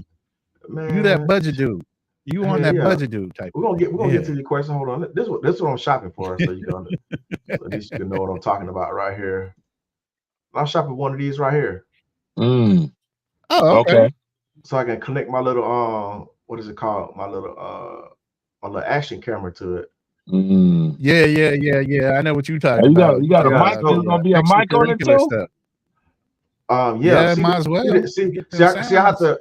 Yeah, see this part right here, this joint in the middle. Yeah. This doesn't fit. This doesn't fit my tripod, so I need to. I have to buy the same type of tripod to get tripod that goes with it. That. Yeah, because I was like, damn, this shit ain't gonna damn work. Because I almost bought that shit, man. And yeah, 3-wheel. He's a budget dude. Yeah, he is. Man, he travels on a budget. What it costs? $59 for this tripod. So. Damn. Just for the clamp or for the whole thing? For the thing, but I think they got like a. I think they got. Is it the clamp or the bottom part, the whole tripod with the clamp? I see this a combination. That whole base. Is this a combination? Extension tripod? Nah. I'm just trying to find the cheapest thing, man, to go with this thing, but. Yeah, he said until it makes me money. He goes, I don't spend money till it makes me money. That's okay. That's a good way to be frugal. That's how wealthy people stay wealthy, man. But yeah, man, let's get to this competition. What is it? Sid? What's this dude, man? Let me stop this.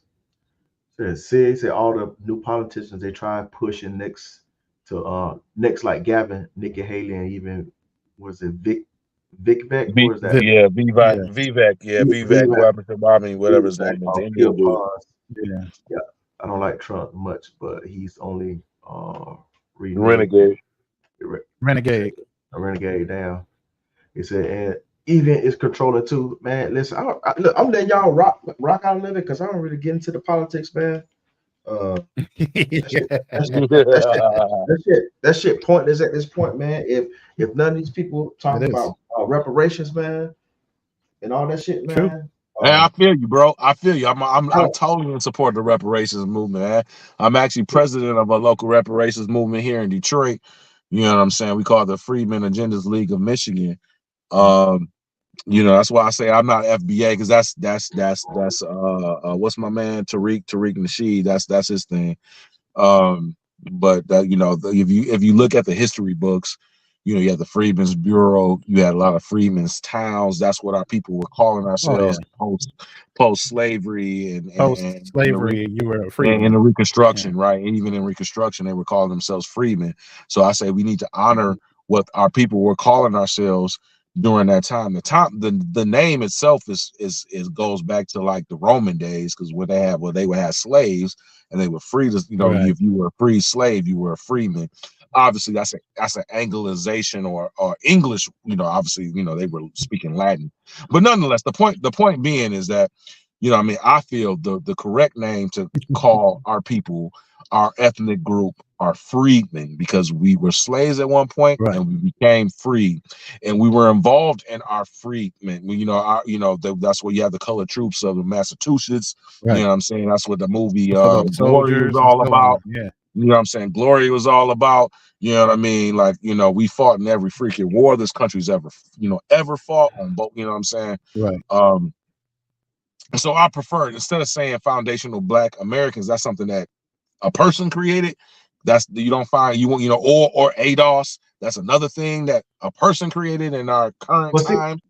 The thing is, I understand that part, but the thing is, there's little political shit that's as far as, like, you know, people lineage, man, because, you know, to be able to pay lineage, man, you have to like narrow down a specific and there's legal, and yes, you're right.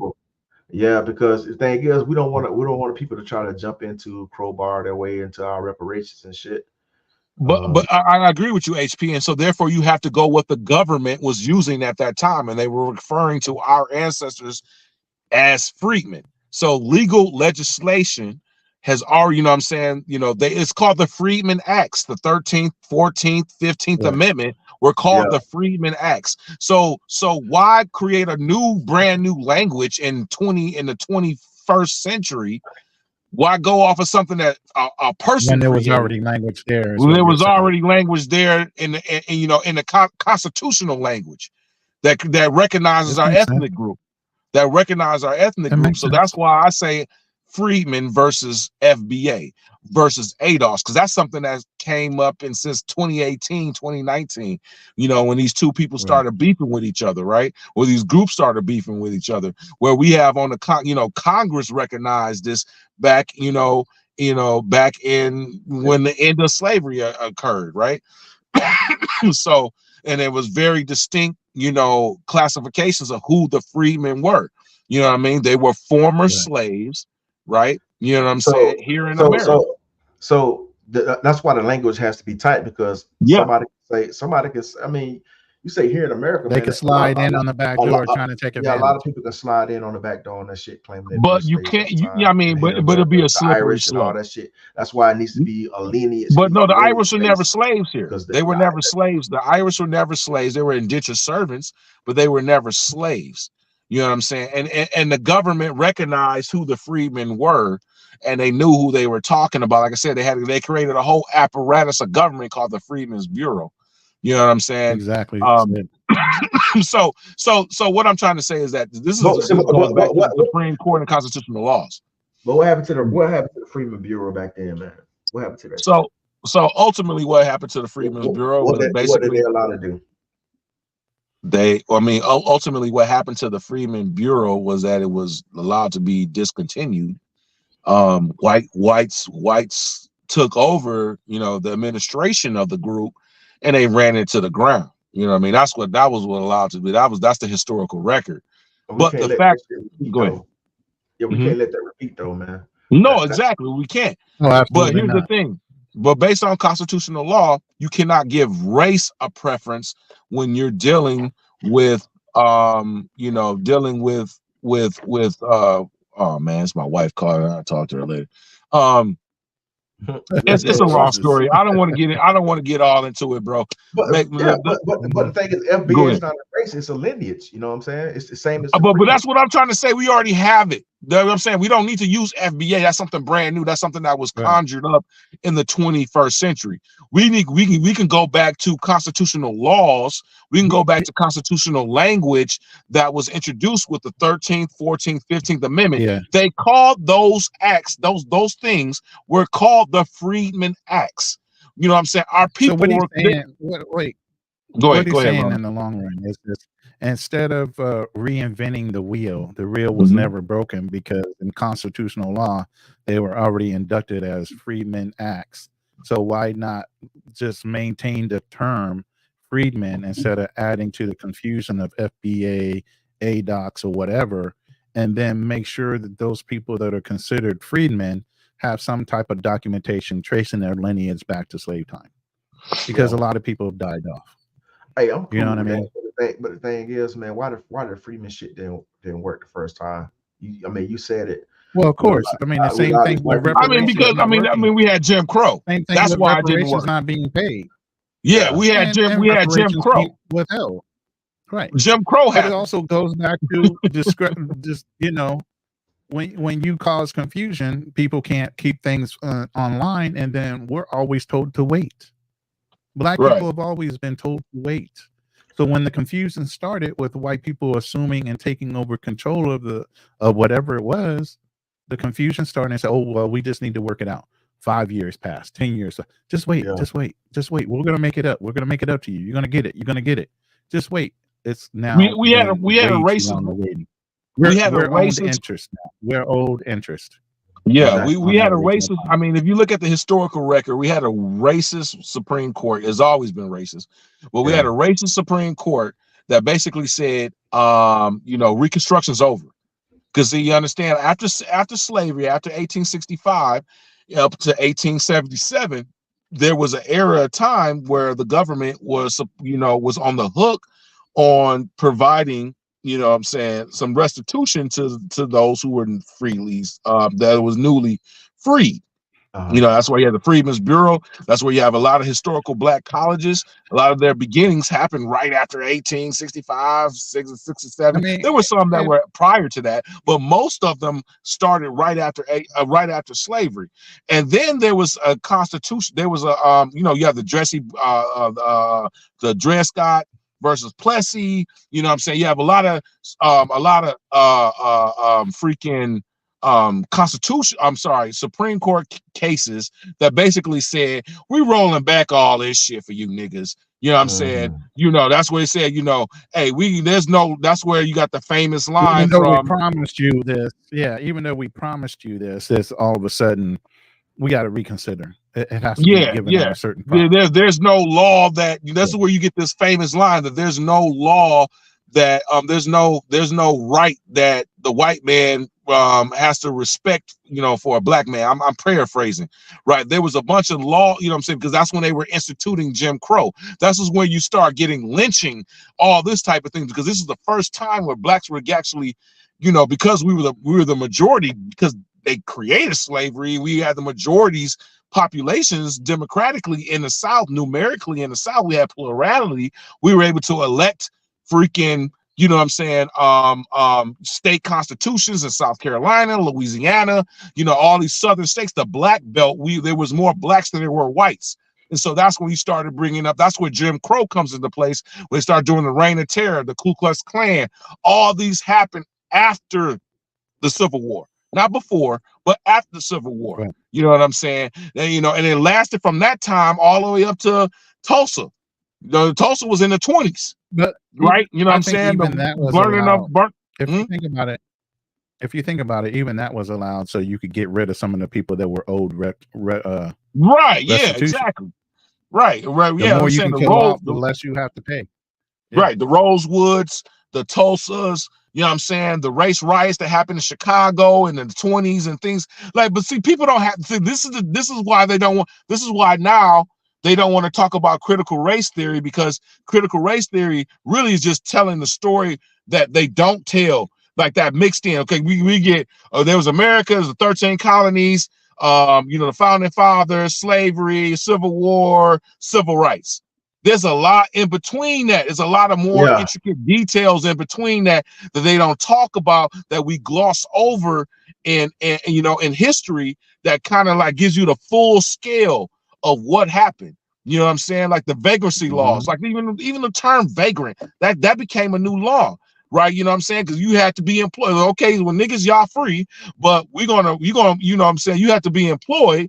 You know what I mean? So, that's where you get the chain gangs from, right? You know what I'm saying? Because if you were black and you were free in the South, right? So now you don't have to work on the plantation, but we catch you, nigga, walking around. You ain't got no job. Now we can put you in jail and put you on the chain gang, and now rent you back out to the same plantation that you just came from. That's where the origins of the chain gang came from. Where the cats wearing the ball and chain and the black and white. He used to put that shit in cartoons. I never really understood that shit, but that's where that came from. You know what I'm saying? They were reinstituting slavery because, see, the 13th Amendment had a clause in it that said, hey, look, we can put you know what I'm saying? As you know, you can be a slave unless you're convicted of a crime. You're free from being in slavery unless you're convicted of a crime. And they use that to and they created laws to recriminalize black life. So we can go back into prison. That happened all right after slavery. You know what I'm saying? And man, bro, it's so much. It's so much, bro. We can't even talk about it. Typically the police force itself was invented in order to recapture slaves. There weren't police like they were back then. You had sheriffs. There wasn't even a prison system like they have now. It wasn't. It wasn't like that. The prison system created after the post-Civil War. It increased specifically for the recapturing of black people into slavery and to come up with ordinances in order to put them back into chains. Yeah, sharecropping, right? Sharecropping, all of that type of shit. All of that was meant because, like, listen, they like, we're not letting these niggas go. We still need them for this cotton because we got to export this to fucking Europe. You know what I mean? Because these were our main exports and the main money makers for America. You know what I'm saying? Blacks were like $4 billion to the economy back then, prior to the Civil War. Mississippi at one point in time prior to the Civil War had more millionaires per capita than anywhere in the United States. Mississippi, where my people are come from the Delta. You know what I'm saying? You know what I mean? They force moved a lot of blacks from Virginia, South Carolina to freaking to Mississippi, to Louisiana, to working on fucking cotton fields because they had the cotton gin. You know what I mean? This new technology allowed them to be able to produce cotton at a more efficient rate. So they started moving people. It's called the Black Belt. So that's why you got niggas and why you think there's so many people in so many black populations in Memphis, Tennessee, you know, Louisville, Kentucky. You know what I'm saying? You know, bro, this is literally great migration. They're literally moving niggas from Virginia all the way down to the deep south. You know what I'm saying? Where it's more fertile land so they can grow cotton, because the cotton gin came. Eli Whitney created the cotton gin to help to separate the seeds from the cotton more easily. Because before it was a very labor intensive thing to do, but now with the machinery, with industrialization, you could do it faster. And then we were supplying cotton to fucking Europe where they were making the clothes. You know what I'm saying? So, you know what I mean? There's so much history, bro, that people don't even know. Like why these certain cities are so black in certain areas. You know what I'm saying? You know, why is this? This is all because this was all based on economics. You know what I mean? At the end of the day. Yeah. I'm sorry, somebody wrote something, bro. All right, man. Yeah, we're gonna get back on the travel shit, man. Yeah. You was getting intensified on me, man. I was like, God damn. But I'm just saying, like, you know what I'm saying? Like, I totally agree with you, bro, about our lineage, man. I totally agree with you, man. But my whole thing is, like, we don't need to create nothing new. We need to go off of what was in law that was already presented. You know what I'm saying? In the 14th, 13th, and 15th Amendment. You know what I'm saying? Like, you know what I mean? All badges of slavery. Cutting out. Oh, no. I'm sorry, bro. I can't hear you. Sometimes I do it on my end. But yeah, man, I think like I understand what you're saying, you know what I'm saying? Like, I think Freeman is, you know what I'm saying, the correct language to use. But the thing is, I think the whole FBA thing came about is just basically delineating. I think that's where that comes from. It did. That was but FBA came out of the ADOS movement. But, you know, the two people that created the ADOS movement are very toxic. You know what I'm saying? They got into a beef with Tariq Nasheed. It was Tone Talks from and Yvette Carnell. They created the ADOS movement. Tariq Nasheed tried to join with them, but you know what I'm saying, but they were so toxic, so that's why Tariq ended up separating out of that and creating FBA. He's like, oh, I'm not going to use ADOS anymore because that was something that they founded. So he created a new term called Foundational Black American. But because Tariq is more famous for his previous things that he had done, see, Yvette Carnell and Tone Talks were just two YouTubers, but Tariq already had a more following, and so his name is that's why most people talk about FBA than they do ADOS. You know what I'm saying? Most people go with FBA. They don't even say ADOS anymore because Tariq Nasheed is more popular than the two people that came up with that term. You know what I'm saying? But there's some other brothers named, you know what I'm saying, called Be the Power. I've been in this shit since 2018, bro. You know what I'm saying about the reparations movement, about lineage, gauging, tethers, all of that. We've been in this shit for a long time, bro. I could tell you the whole history of it. You know what I'm saying? I know. I've been in this shit since what, 2015. Yeah, okay, that's what's up. I've been watching Tariq way back then. You know what I'm saying? Right. So I know the history, all that, how that shit developed. But I think the FBA thing, I think the only reason he's just using that term is just to delineate it, because the thing is that part is to keep tethers from trying to tether in. That's what that's used for. I agree with you. So the whole freedom thing, I totally agree with you with that when it comes to getting reparations. But we want to also have like a little caveat to that thing to make sure these tethers don't try to come in and try to probe. Right. It's just like an extra. And the best way to do that is through knowing your lineage and being able to track your history, going back to the census of America and tracking everything back to the 1860s or whenever it was first started with the census, which is closer to 1870 was the first.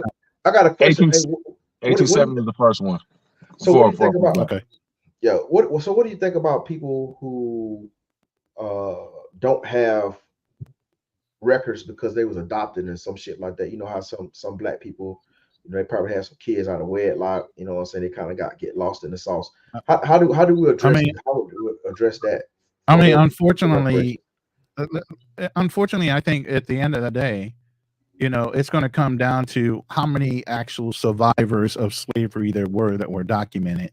And you have to be off of those chains, off of those lineage. Every black person that's born now is not going to get reparations.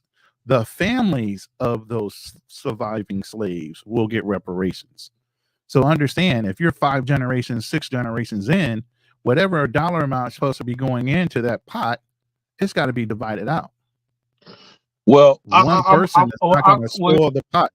I would say one person is not going to spoil the pot, because honestly, I don't think they can actually give every populated member of that family the same reparation that was promised to one family. You get what I'm saying? So at the end of the day, I think there's a delusion on how it's going to get paid out. The original slaves that were survived, that were documented, are the only ones that are eligible. Their descendants would only get a portion of whatever was going to be paid out based on what reparations are supposed to be paid out in the first place.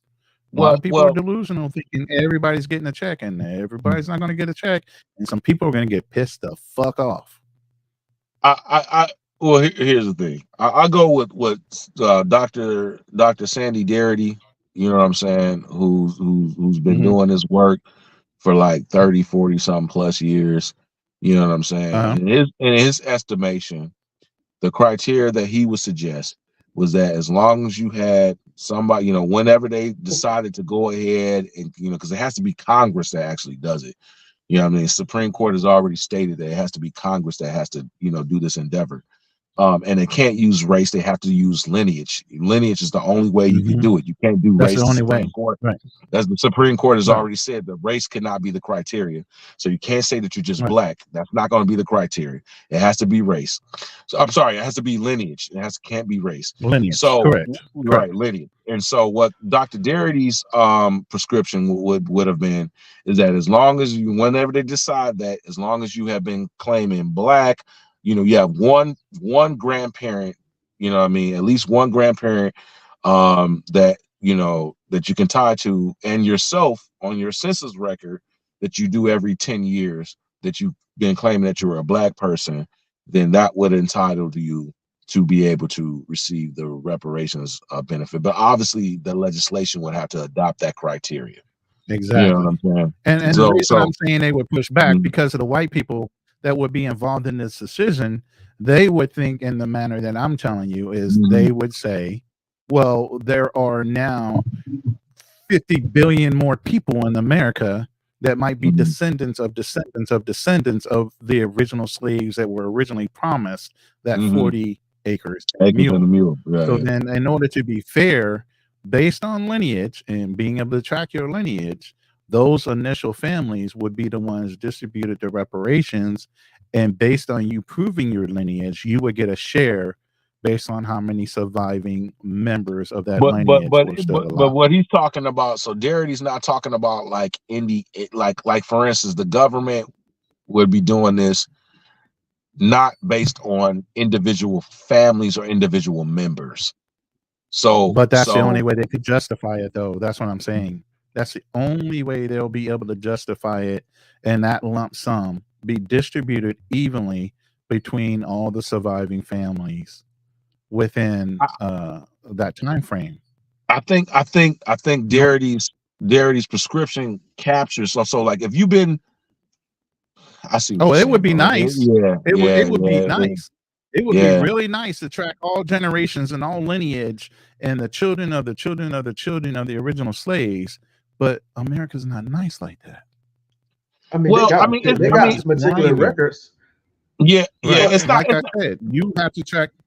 You have to track your lineage, and once you, like you said, and I agree with that. The lineage part is very important, but the way it's going to be distributed, right? And I did too. So like, yeah, me too. It's not that hard. You know what I'm saying? Like it's really, I mean, especially like you're older than I am, so you're further up, you're closer to it than I am.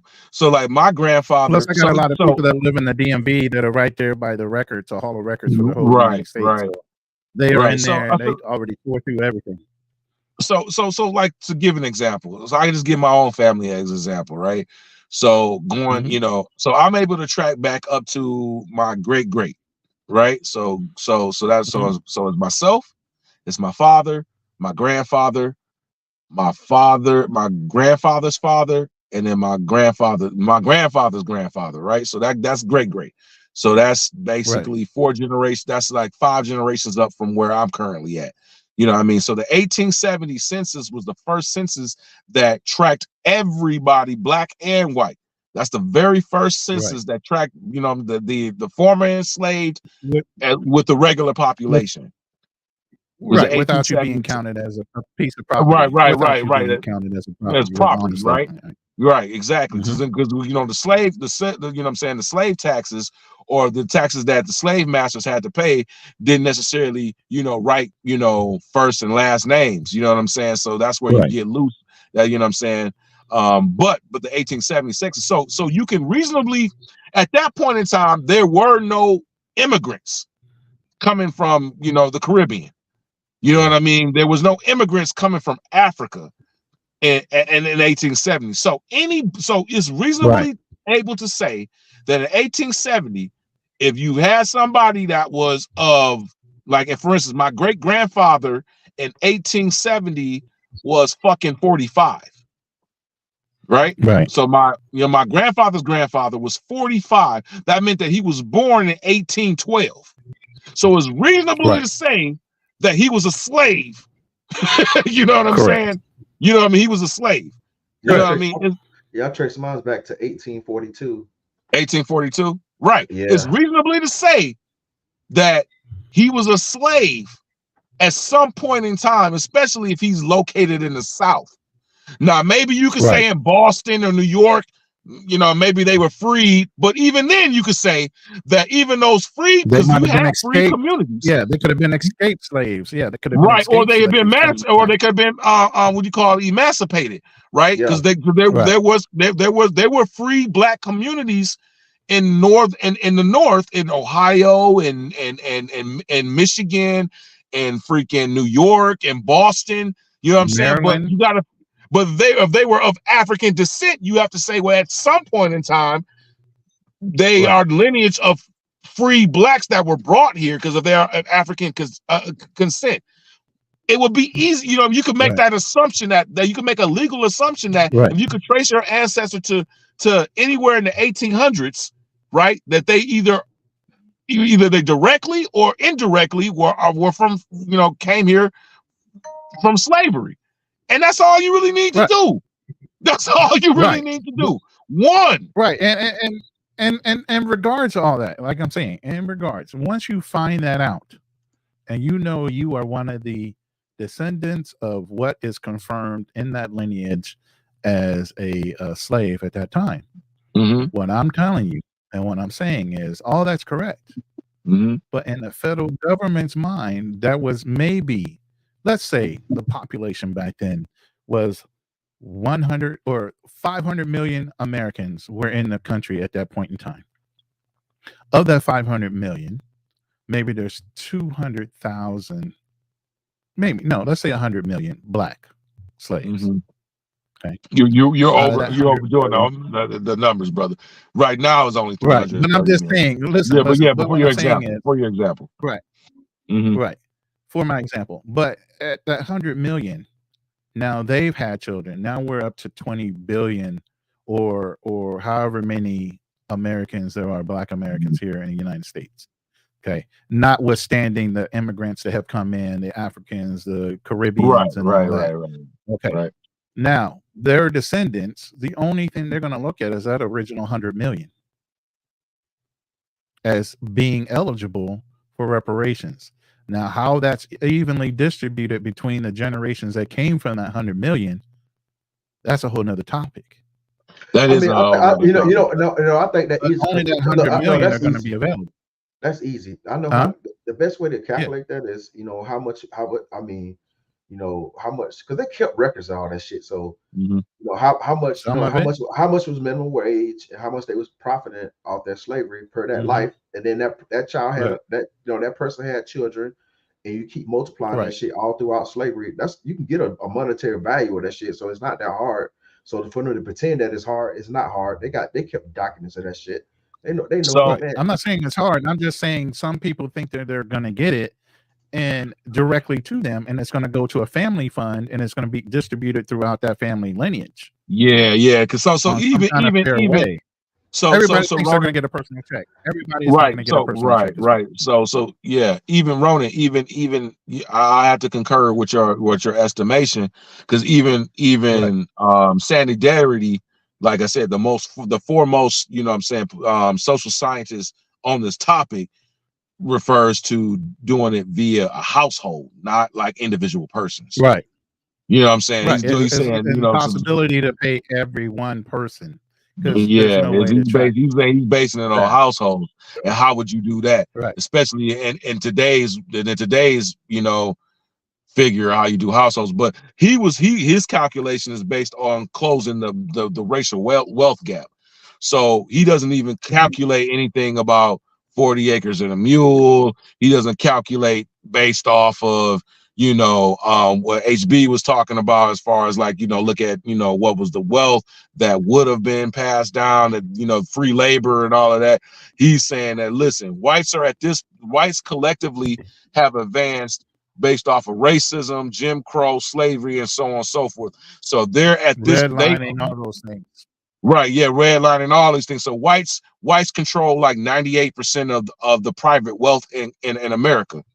So he's saying, like, okay, so the median of whites are at this particular, like, $800,000, right? That's the, what I'm saying, to you take the plus and the minus, because not all whites are the same. You got low class whites, Right. you got middle class whites, you got really wealthy whites, right? So he's saying the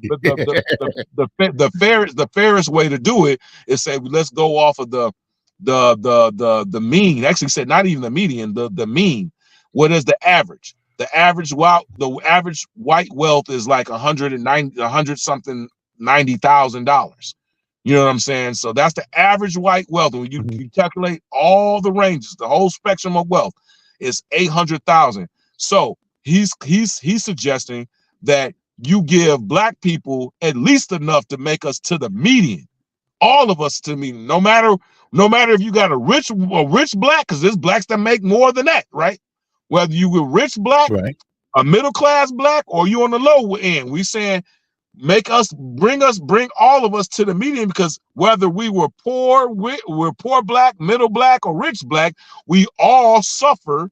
All of our lineage suffered, you know what I'm saying, and have been equally, you know what I'm saying, exposed to the racism in this country. Right.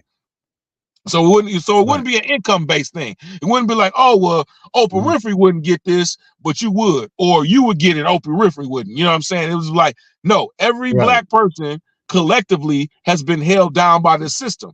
You know what I'm saying? Because even if you're the richest nigga, you still held down by it because you have no real means of control or of production. Where all these other whites have access, with whites who have been privileged to have access to means of production, right? So he's saying, so he gave a figure of 800,000, get us to the median, and this was like back even 2 years, like 3 or 4 years ago. So it's probably more now. But he's saying like 800,000, then you times that by the number. You know what I mean? By the total count, and that's what it would be. So he ended up, it ended up being like 17 trillion. So somewhere, you base that off of the population. Yeah, that's insane. Yeah, it's like 17 trillion. But yeah. But here's the thing: we spent that in COVID. We made that out of thin air because money is fucking fiat. Wait. Just hearing that number is insane enough. To know that we spent that kind of money for other things is even more insane. And it could have been already delved out, and we could have recovered whatever economic advantage or disadvantage that we had in the past. And I probably took a couple leaps forward even after the pandemic. Right. You know, if you had given that out to knowing what to do with that money, yeah. Right. Yeah, and it goes to like, of course, niggas gonna fuck it off, but some not. Some gonna, that's when you can really talk about group economics. Like a lot of times you hear Dr. Umar, you hear a lot of these Pan-Africanists talk about group economics. Bro, we only control 2% of the wealth. What group economics are we gonna have against the other 98%? That shit doesn't make sense. Once you know the numbers, like a lot of shit falls by the wayside, because like if whites collectively own 98% of the wealth, private wealth. We're not even talking about government wealth. We're talking about private wealth. Think about what you just said, though. Think about what you said. That's 2% of the wealth overall, right? Yeah. But we are the number one consumer in America. We fuck off our money quicker than any other fucking race. I don't know if we're the number one consumer. I couldn't say that. We're not the number one consumer. We consume a lot. We consume a lot, but I can't say we're number one. Not 2%. How could you, bro? How can you say we're the number one consumer? We do not save. Yeah, we don't, because we just living here, bro. We can't save. How can you say we only have 2% of the private wealth? You can't save. I guarantee you, if you Google it right now, who is the number one consumer in America? What race? Google what race is the number one consumer in America, and I guarantee you, it's going to say black. Maybe so, man. But here's the thing. But you have to look at those numbers, right? Why I said it that way? No, why I said it that way? It was not to be an insult.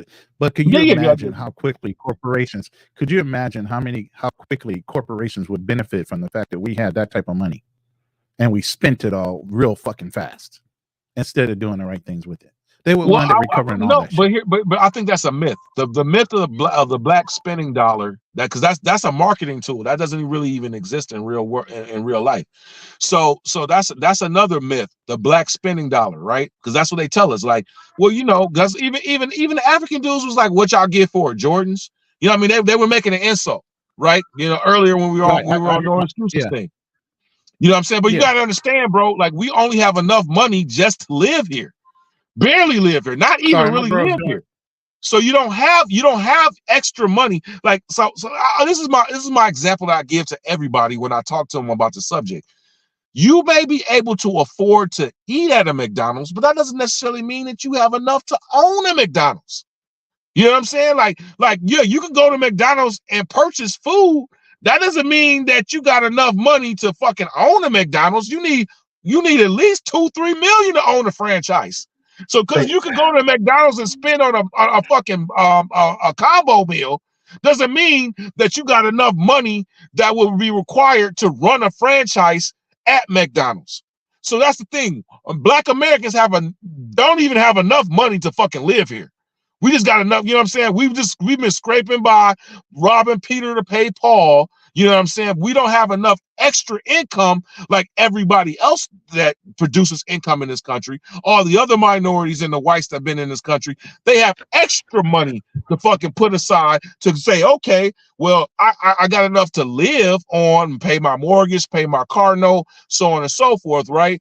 And I got so much extra that I can open up a side business and run at a deficit. Because that's what happens when you open up brand new businesses. You run at a deficit. It may take you 3, 4, 5 years before you see a profit. But you got enough money that can get you through that hard time of running that negative profit, you know what I'm saying, as you just keeping the business along until you actually start making money and making profit. We don't have that type of money collectively as a people to do that. And that's the rub that most people don't understand economically. They think that, oh, we just fucking it off. No, nigga, we just got enough just to scrape by this bitch. That's why I say, knowing what I know, fuck it, bro. Be an expat, because now you got extra money. Now you got the money that you would be just living and surviving in this motherfucker. You could go over. That's what these foreigners do. That's what these Mexicans do. That fucking our illegal workers come and do. They get American money, but it means more, and that money spends more in their own country. You know what I'm saying? They go back home and they build them villas, they build them mansions back home because that money means more. But while we living in America, the richest country, the most expensive country to live in, you know what I'm saying? You don't have enough savings to create businesses to be able to lift yourself up and to that producer class. See, that's why, yes, we are the most, we consume the most because we ain't got nothing to fucking save. After everything is done and did and said, you know, paid your mortgage, your insurance, your health insurance, your 401k, whatever, you know, whatever's left, child support, whatever is left, you ain't got shit left really to fucking do anything with in America because it's so expensive.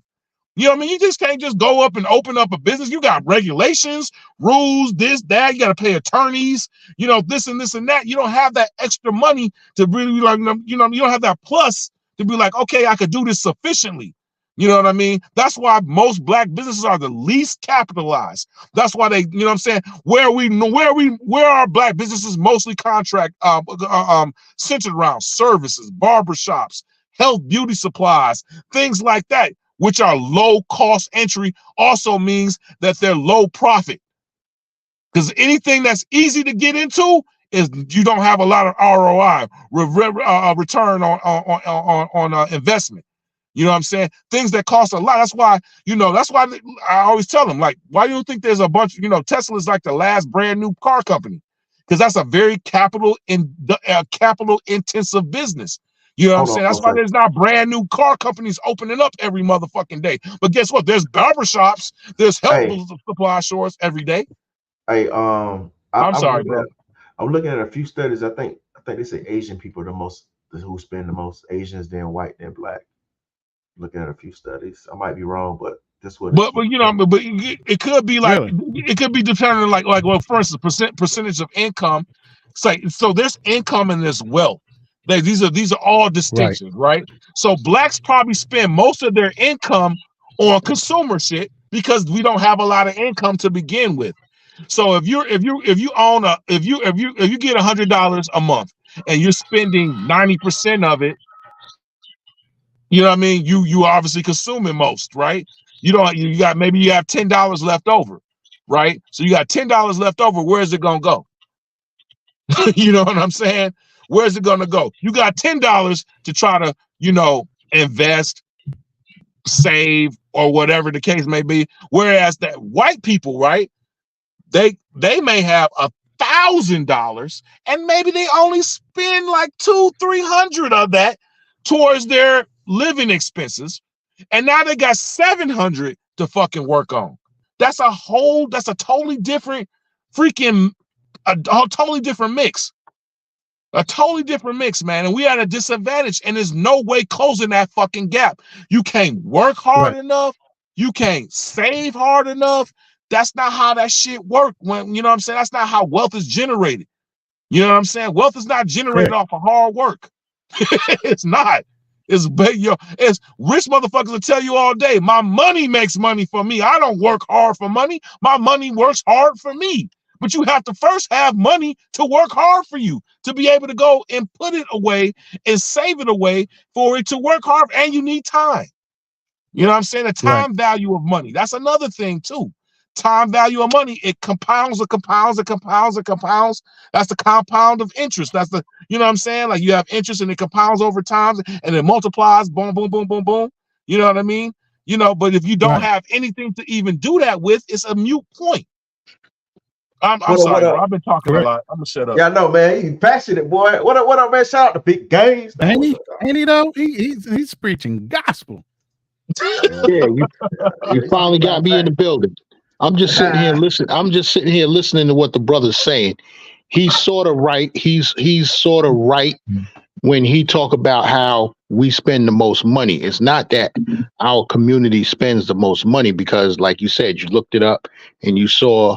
I think the Chinese and then the white people, they spend the most money, right? But what it is, we spend the most outside our community. So Yeah. when the That's- Chinese that's people, me too. when they spend their money, they're spending their money inside their community. So those Yes, sir. dollars Yeah. circulate. Those dollars circulate 5 times in their community before it goes out. Yeah. With So us, yeah, I was trying to wait till he finished. So you know what I'm saying? I was going to hit on that part right there as far as like he was saying that 2% ain't nothing, but the thing is that damn 2% going out into the other communities versus the other communities. Yeah, but we're not a dollars producer bouncing class, around. though, bro. But But you we can't be understand, we're not a we- producer class. So if you don't have the ability to produce, you're not like I said, you're not owning the McDonald's. You're not owning any means of production. So how can you ask somebody who doesn't have money to get into that game to even be like, oh, we're not spending with our own people? Well, so where we do have businesses, right, are in service industries, barbershops, nail salon, you know what I mean? Service industries that are very low cost. Most black businesses only have one employee on average. You know what I'm saying? These are statistical facts. So, Yeah. you know what I'm saying? And believe me, don't think it's not a thorough line through slavery, right? Because we were barbers. We did all these things throughout slavery, throughout Reconstruction, throughout Jim Crow. You know what I'm saying? My grandmother did, worked and washed white people's clothes, things of that nature. There's a direct correlation and thorough line to the business that we most populate. Look at Jefferson's, right? The TV show Jefferson's. Where did he get his money? He was a fucking what? He owned laundromats. That's a reason, you know what I mean? That's not that's you know what I'm saying? Like it's not I know that's fictitious, but it's not a far jump. You know what I mean? Yeah. Things that we do control. It's not fictitious because that was an industry that we used to run back in the 60s and the 70s. Hey, right. You know what I'm saying? And you asked the question, you said, where did he get his money? Where did he get his money to open up his first laundromat? He probably was able to get it from probably black people at that time. But that's at the time. That's what the time. He got it from a VA loan. A VA loan. He was a veteran. Okay. But even so, okay, that was part of the story. Okay, I'm just saying, but realistically, right? You know what I'm saying? That could have happened. But here's the thing: we don't control access to capital. So historically, there's a great book, bro. Talks about the what is it? It was an Indian lady that actually wrote the book. Something about some of the money wealth. I'll look it up at a different time, bro. But it actually looks at, because we have banks. You know what I'm saying? We all our people have tried all this shit, bro. You know what I'm saying? Yeah. We've had banks. You know what I mean? We've had, going back to Booker T. Washington days, Tuskegee A&M, you know what I mean? That was funded by rich white people. Rich white people, Carnegie was a real big pusher into Tuskegee A&M. And the Booker T. Washington model, like, because you had the W.D. Du Bois that was like, we need to integrate. And you had the Booker T. Washington model was like, listen, we need to take it slow. Let's build ourselves up economically. Then we can, start trying to fight for political rights. You know what I'm saying? We had these schisms. That's before Malcolm. That was before Malcolm and and Martin, right? You have Booker T. Washington and W.D. Bois. You know what I mean? These different trains of thoughts of how we gonna solve this fucking problem. The problem is that we in the problem. We are the problem, nigga. That's the problem. You know what I'm saying? The white people have been fucking us over, bro. We've tried to come with every solution to try to get ourselves out of this shit. And every time that we make a little bit of progress, these motherfuckers claw us back. They because we're the minority in this country at the end of the day. You know what I'm saying? They can't survive without us. And we can't survive without them. No, we can't survive without them. Unfortunately, no, yes, bro. They can't survive without us. Actually, they can. They replace us with immigrants. They've replaced us with immigrants, with Latinos. They replaced us with immigrants, Indians, Latinos, Asians. That's what they've done ever since fucking slavery, bro. They've, ever since, you know what I'm saying, since that time, they so once they couldn't control our bodies, right? They've slowly have been replacing us with immigrants. You know what I'm saying? Slowly and slowly, that's what they've been doing for about at least 100 years. At least 100 years, definitely since the 60s. Look at the immigrants. Look at the immigrants that's coming into these cities now. Wait, where you from, brother? I'm from Detroit. You from Detroit? So you see the immigrants are coming to Detroit, right? Yeah, they're here. They've been here. We just an immigrant city from our history. Well, the ones that's coming in now, what color are they? What color are they? What color is their skin? They're melanated. They Latino, they Asian, they Indian. I mean, most of our 7-Elevens are owned by Indians. You know what I'm saying? No, I'm not talking about them. I'm talking about the ones that's coming from South America right now. They busting them to Detroit, Chicago, New York. What's their skin color? They darker than me and you, brother. Maybe so. I don't know. You know what I'm saying? I could just say. What you talking about? What dark immigrants they sitting here? Only thing I seen is white Latinos.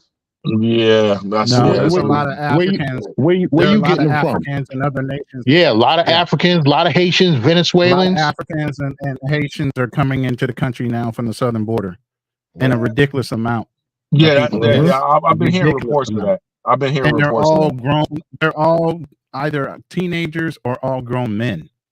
So it's almost like an invasion at this point. There's a Home Depot right down the block from my house, right? Damn. I could go down there, and all the migrants that's standing out there looking for work, they all dark-skinned people.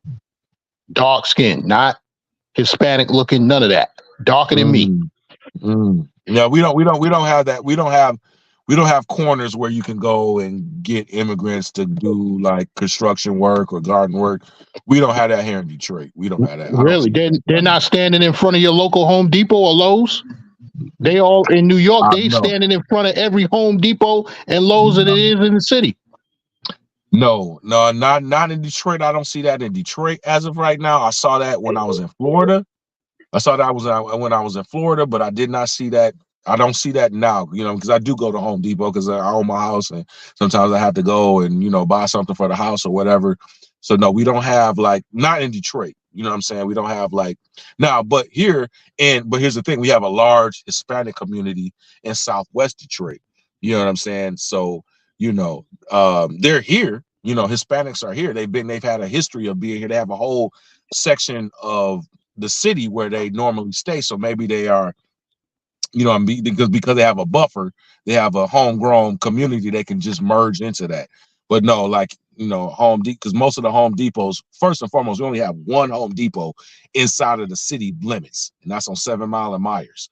And freaking all the rest of the Home Depots are Dearborn, Sterling Heights, Madison Heights. They're out in the suburbs because for us, everything's out in the suburbs.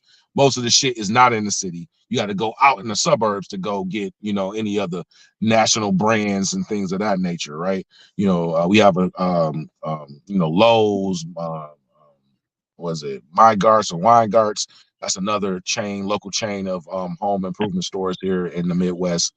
So yeah, and so based on what I'm saying, no, I personally don't see immigrants like that, but just in different parts of the country, I'm not doubting you at all that they have that.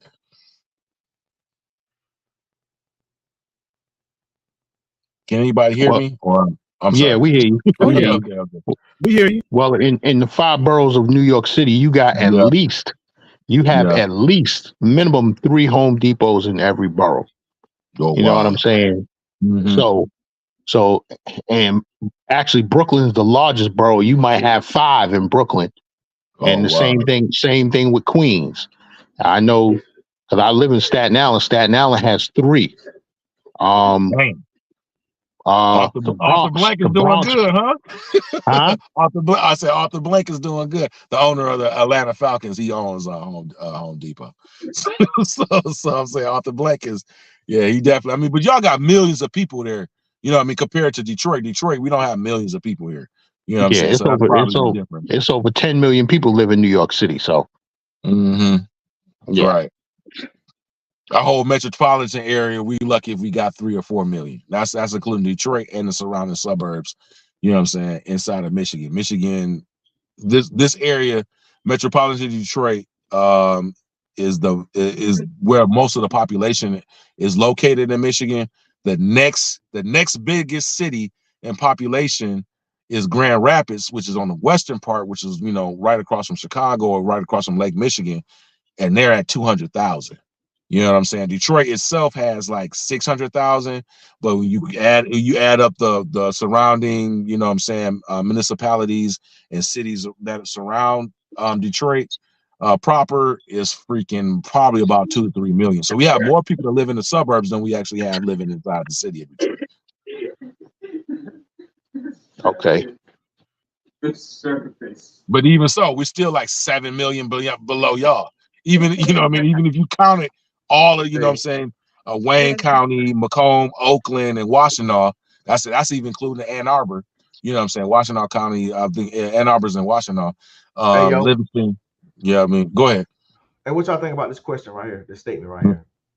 He says the access to capital problem is an education problem, not a white man. I mean, bro, that's false, bro.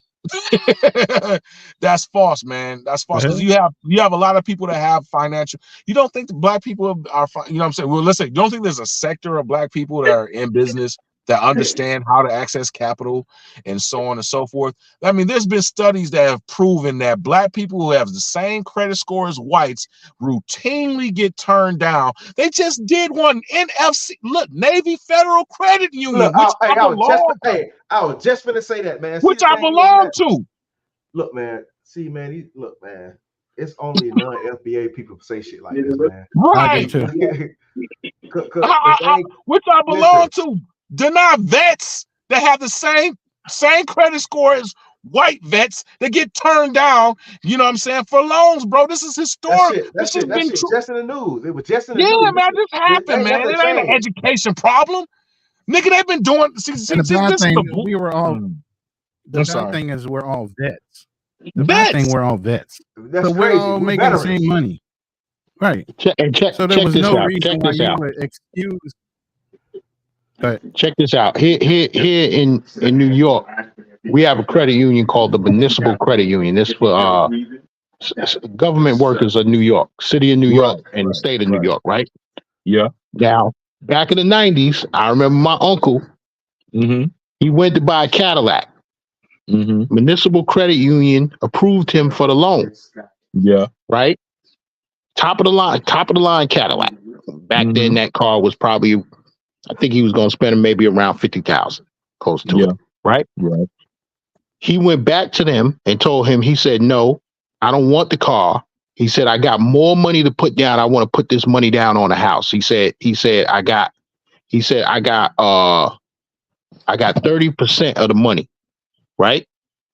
You know, the Municipal Credit Union turned him down for the house. They approved him for the car, but turned him down for the house. And his credit score at that time, this is back in the 90s, was a 750. There was no 800 back then. So 750 was about the highest you could have. The highest you can get. Yeah. Right. And they turned him down. They'll give him a declining asset, right? Versus an appreciating asset. Exactly. So I'm just saying, like, bro, this like, if you really understand the history of this stuff, because like I said, this goes beyond a lot of us, man. You know, like I said, it's well documented if you know where to go look at it. or what have you. You're talking about individual, bro. We have banking institutions that had paid the insurance back in the day during, like, back in the 30s and the 40s, right? You know what I'm saying? And freaking, they had paid the insurance money, and freaking, when it was time for them to, like, lean on, hey, listen, we're going through a bad time. It's the Depression. You know what I'm saying? We need, we paid into this policy to back us as a bank, as a credit union. You know what I mean? And sure enough, the black banks were allowed to fail. You know what I'm saying? Like, this stuff is at a systematic level, bro. It's not even at an individual, but the individuals get hurt in it. You know what I mean? Blacks have always had to pay for more for the same thing that whites get for very low money, or other groups get for very low money. You know what I mean? I'm talking anecdotally right now, because I don't have like statistics and proofs and where I can cite this particular, book and things of that nature. It would take me longer to do that. But listen, there's those who have done this work. I've researched this. I've listened to lectures, you know what I'm saying? A bunch of different things. Like, bro, it's not, you know what I'm saying? It's not all our fault, dude. Like, when you have a group of people that's going through like, you could say, like, an individual, like this individual, he fucked up. You know what I mean? But when this starts happening over groups of people over a period of time, and then that's when it becomes like, yo, something's wrong with the system. Yeah, something's wrong with the situation, bro. Yo, not everybody's gonna fall through the cracks. You see what I'm saying? Hold on for a second, man. We just got Ray Money just came up. What up? Also, man, historically, man, this stuff is still going on today, man. I'm always seeing some type of news report where a red line is still existing, where the black person trying to buy a house, it's always some bullshit, or some type of thing where it's like, oh, I'm white and I say so. When the black person is trying to purchase a home somewhere, and they say, oh no, you know what I'm saying, you can't purchase for whatever reason, some bullshit rule they made up. So I mean, the shit still exists. We see it every goddamn day if you're paying attention. If you're not tapped into these, is it the rule though, or is it the exception? No, it's the goddamn rule. What are you talking about? Exception to who? I'm saying, is it? So you're saying that that's the rule, that most of the times when black people go to acquire, like, say for example, a business loan or credit, they get turned down because of their skin color? Yes. Yeah, that's the rule. That's the rule. The ones that don't, that's it. The ones that do, that's the exception. Yes, that's what we're saying. We're saying that it's and there's a bunch of evidence and proof over decades. There's so much proof. It was recently. Recently. Yes, it's a lady who just came out. She worked in a loan office, as a loan officer, and she was told not to give loans to goddamn black people and shit. They had to limit the amount of loans they gave to black people with good credit.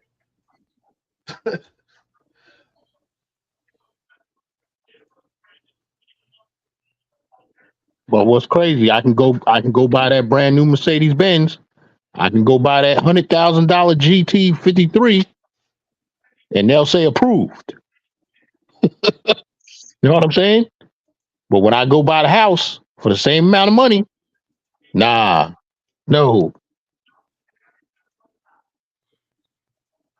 That's why I just say, bro, I'm gonna be an expat.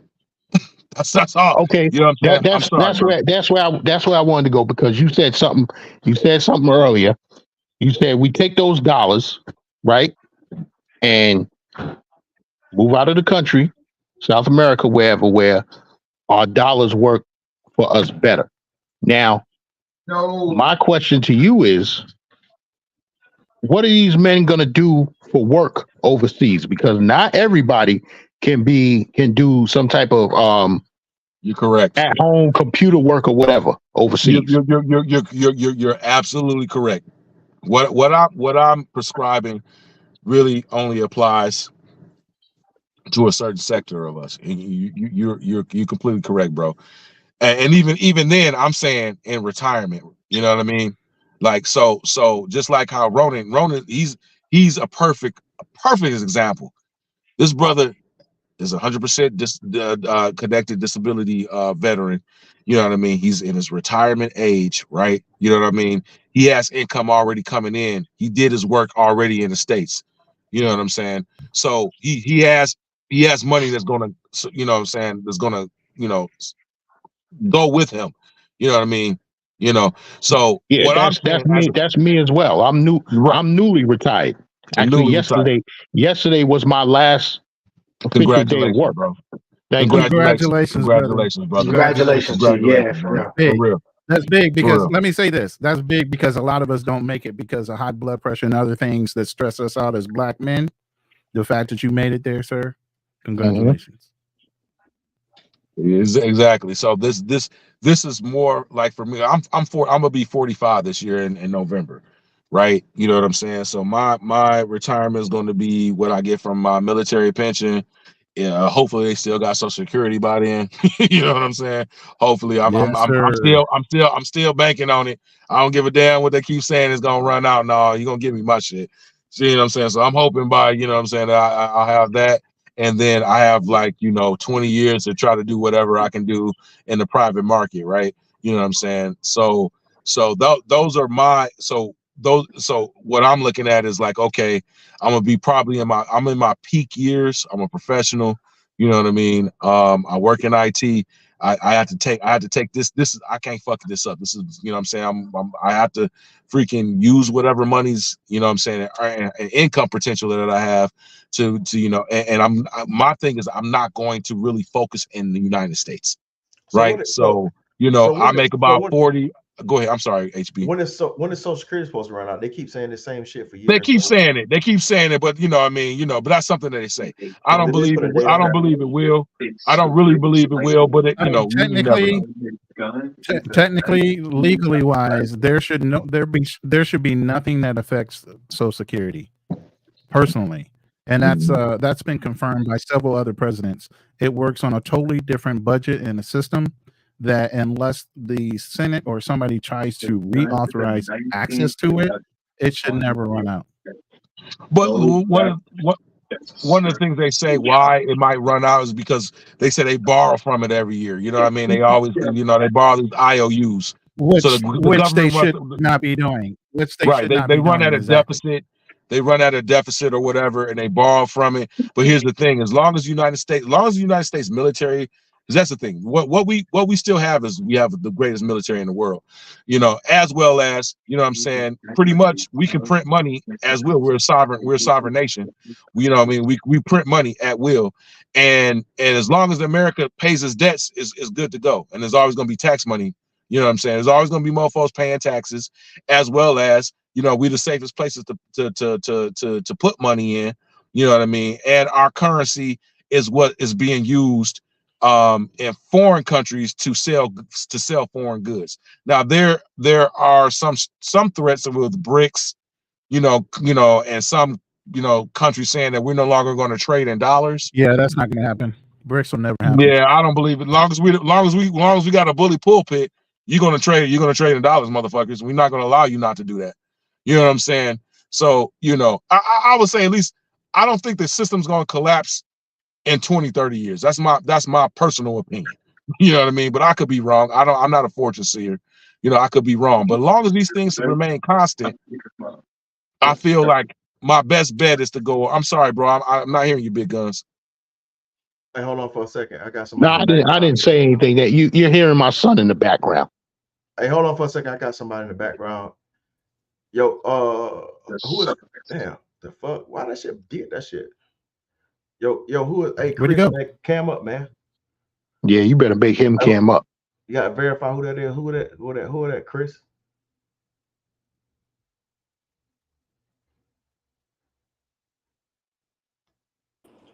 Yo, what's up? What's up, bro? What's going on, fellas? What's going on, dog? What you got on the topic?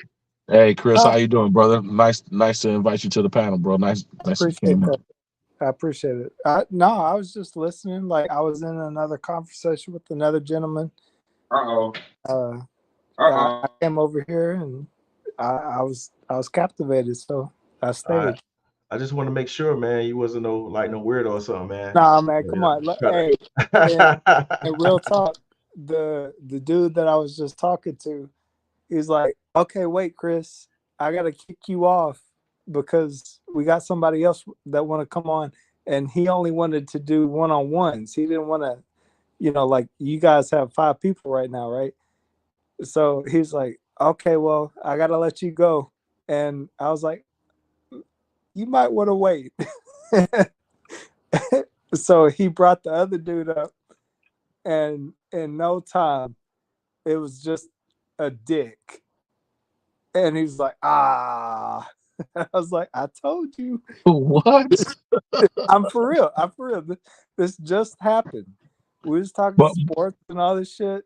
But how did you come across this stream, if you don't mind me asking, Chris? I'm a hacker, so I pick a lot of shit up that I just and for me, I'll be honest, it started as just trolling. Like I was just like, these motherfuckers, they talk about shit. I'm gonna ruin their motherfucking lives. But it evolved into like me actually finding streams that I was like, yeah, they're talking about something. So I want to hear what they got to say. Yeah, go ahead though, man. I'm gonna keep you on the big screen just in case, you know what I'm saying? Because you already said you're a hacker, man. So we got to be careful, man. You know what I'm saying? I can't confirm or deny that you might be a suspected white supremacist. I don't want, you know what I'm saying? I don't want. Come on, man. Hey, you coming up talking about flashing people. So bro. HB. Go ahead. Oh, so shit. HB, let him come up to the center. Let him come up to the center. No, he can talk. Chris, but from Chris, from what you've been hearing, what are you assimilating? What are you assimilating from the conversation that we're having within reason? Yeah. What are you getting from it?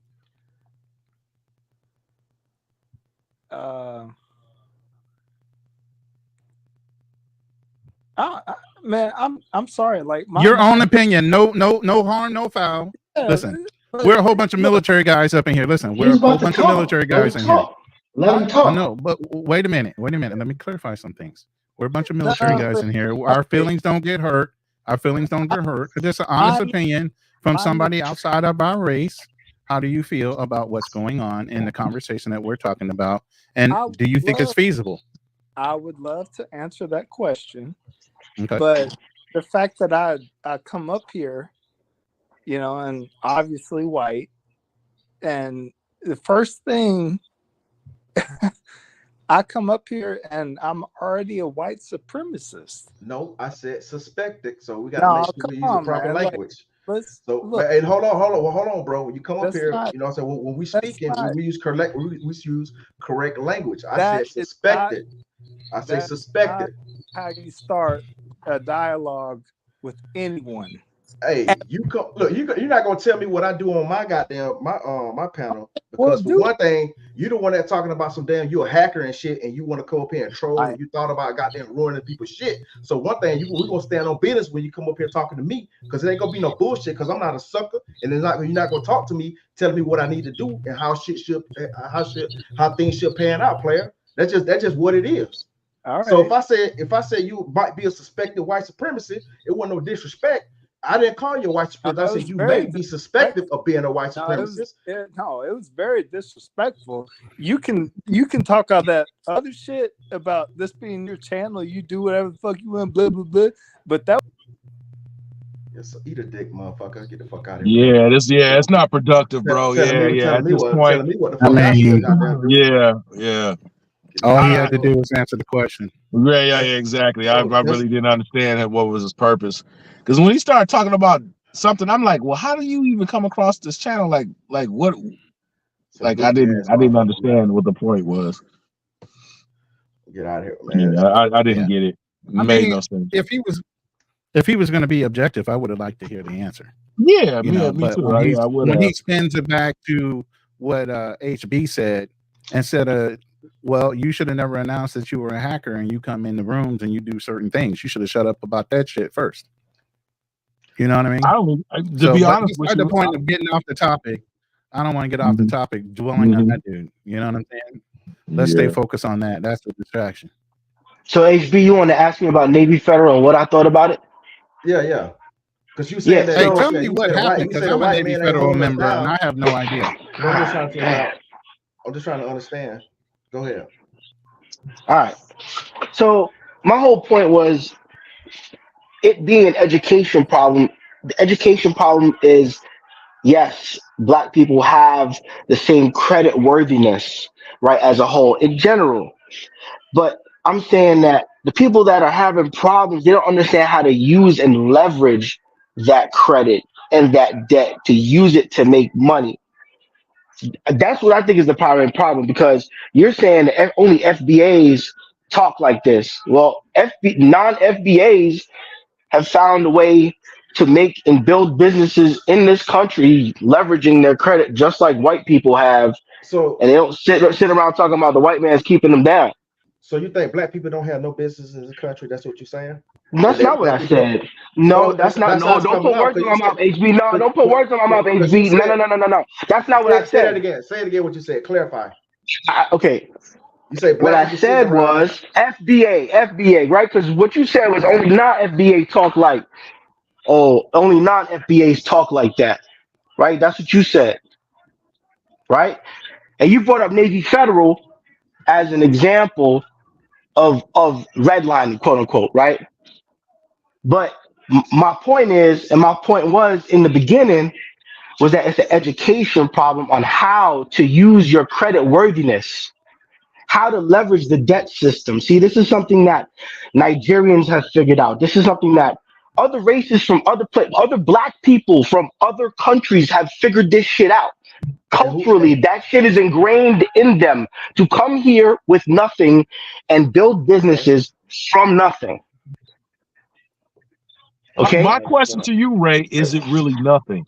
When they are letting the best of these countries come into this mofo, it ain't your average Nigerian back in freaking, you know what I'm saying, at Abuja that's getting into fucking America.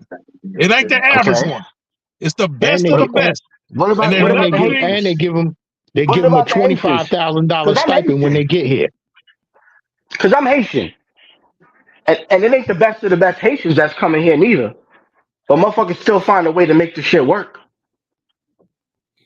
And I don't hear no Haitian people sitting around talking about the white man's keeping them down. Haitians ain't really opening up big businesses like that in this country. Facts. Come on, man. Y'all in the same boat. Y'all in the same boat as black Americans. Facts. So what? Okay. So the only thing y'all opening it is a restaurant. Maybe it was just an example, man. It was just an example. There's more Haitian doctors than talking about Caribbean blacks. There's more Haitian doctors than anywhere else in the United States. Haitians like. What's the date on that? Because I never seen a Haitian doctor. What?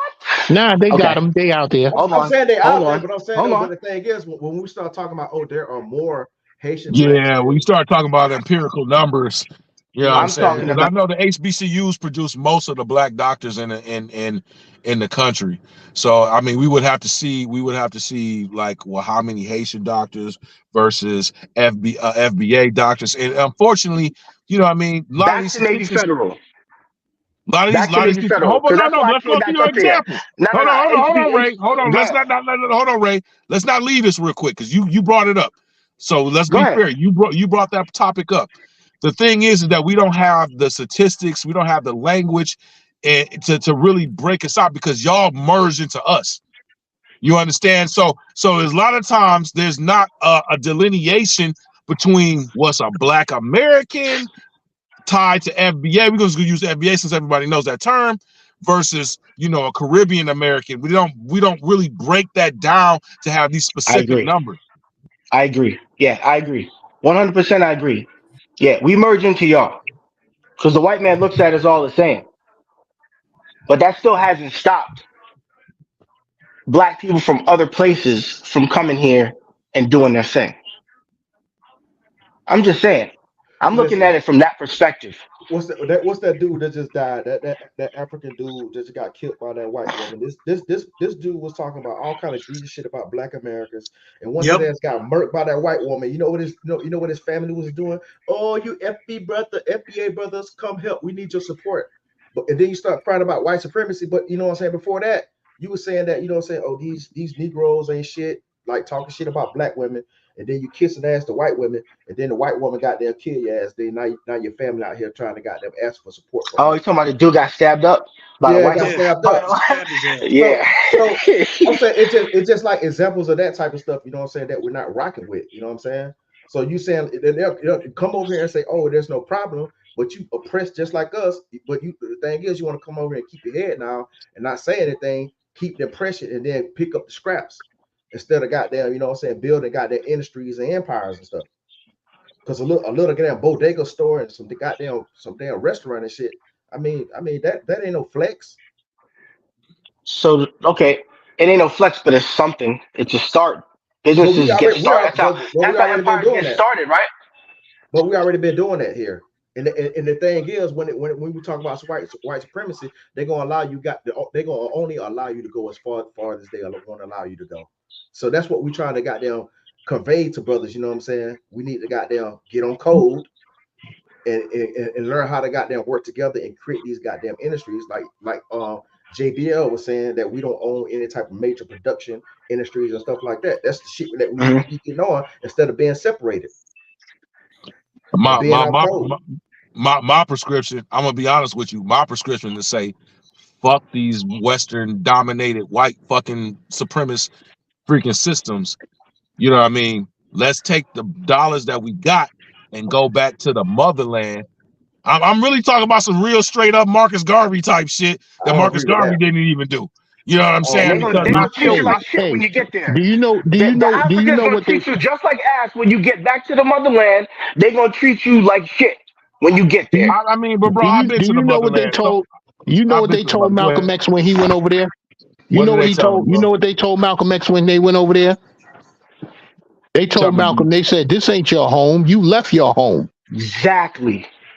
I get it, BG. I get it, BG. Listen, hey, James, bro, hey, how you doing, brother?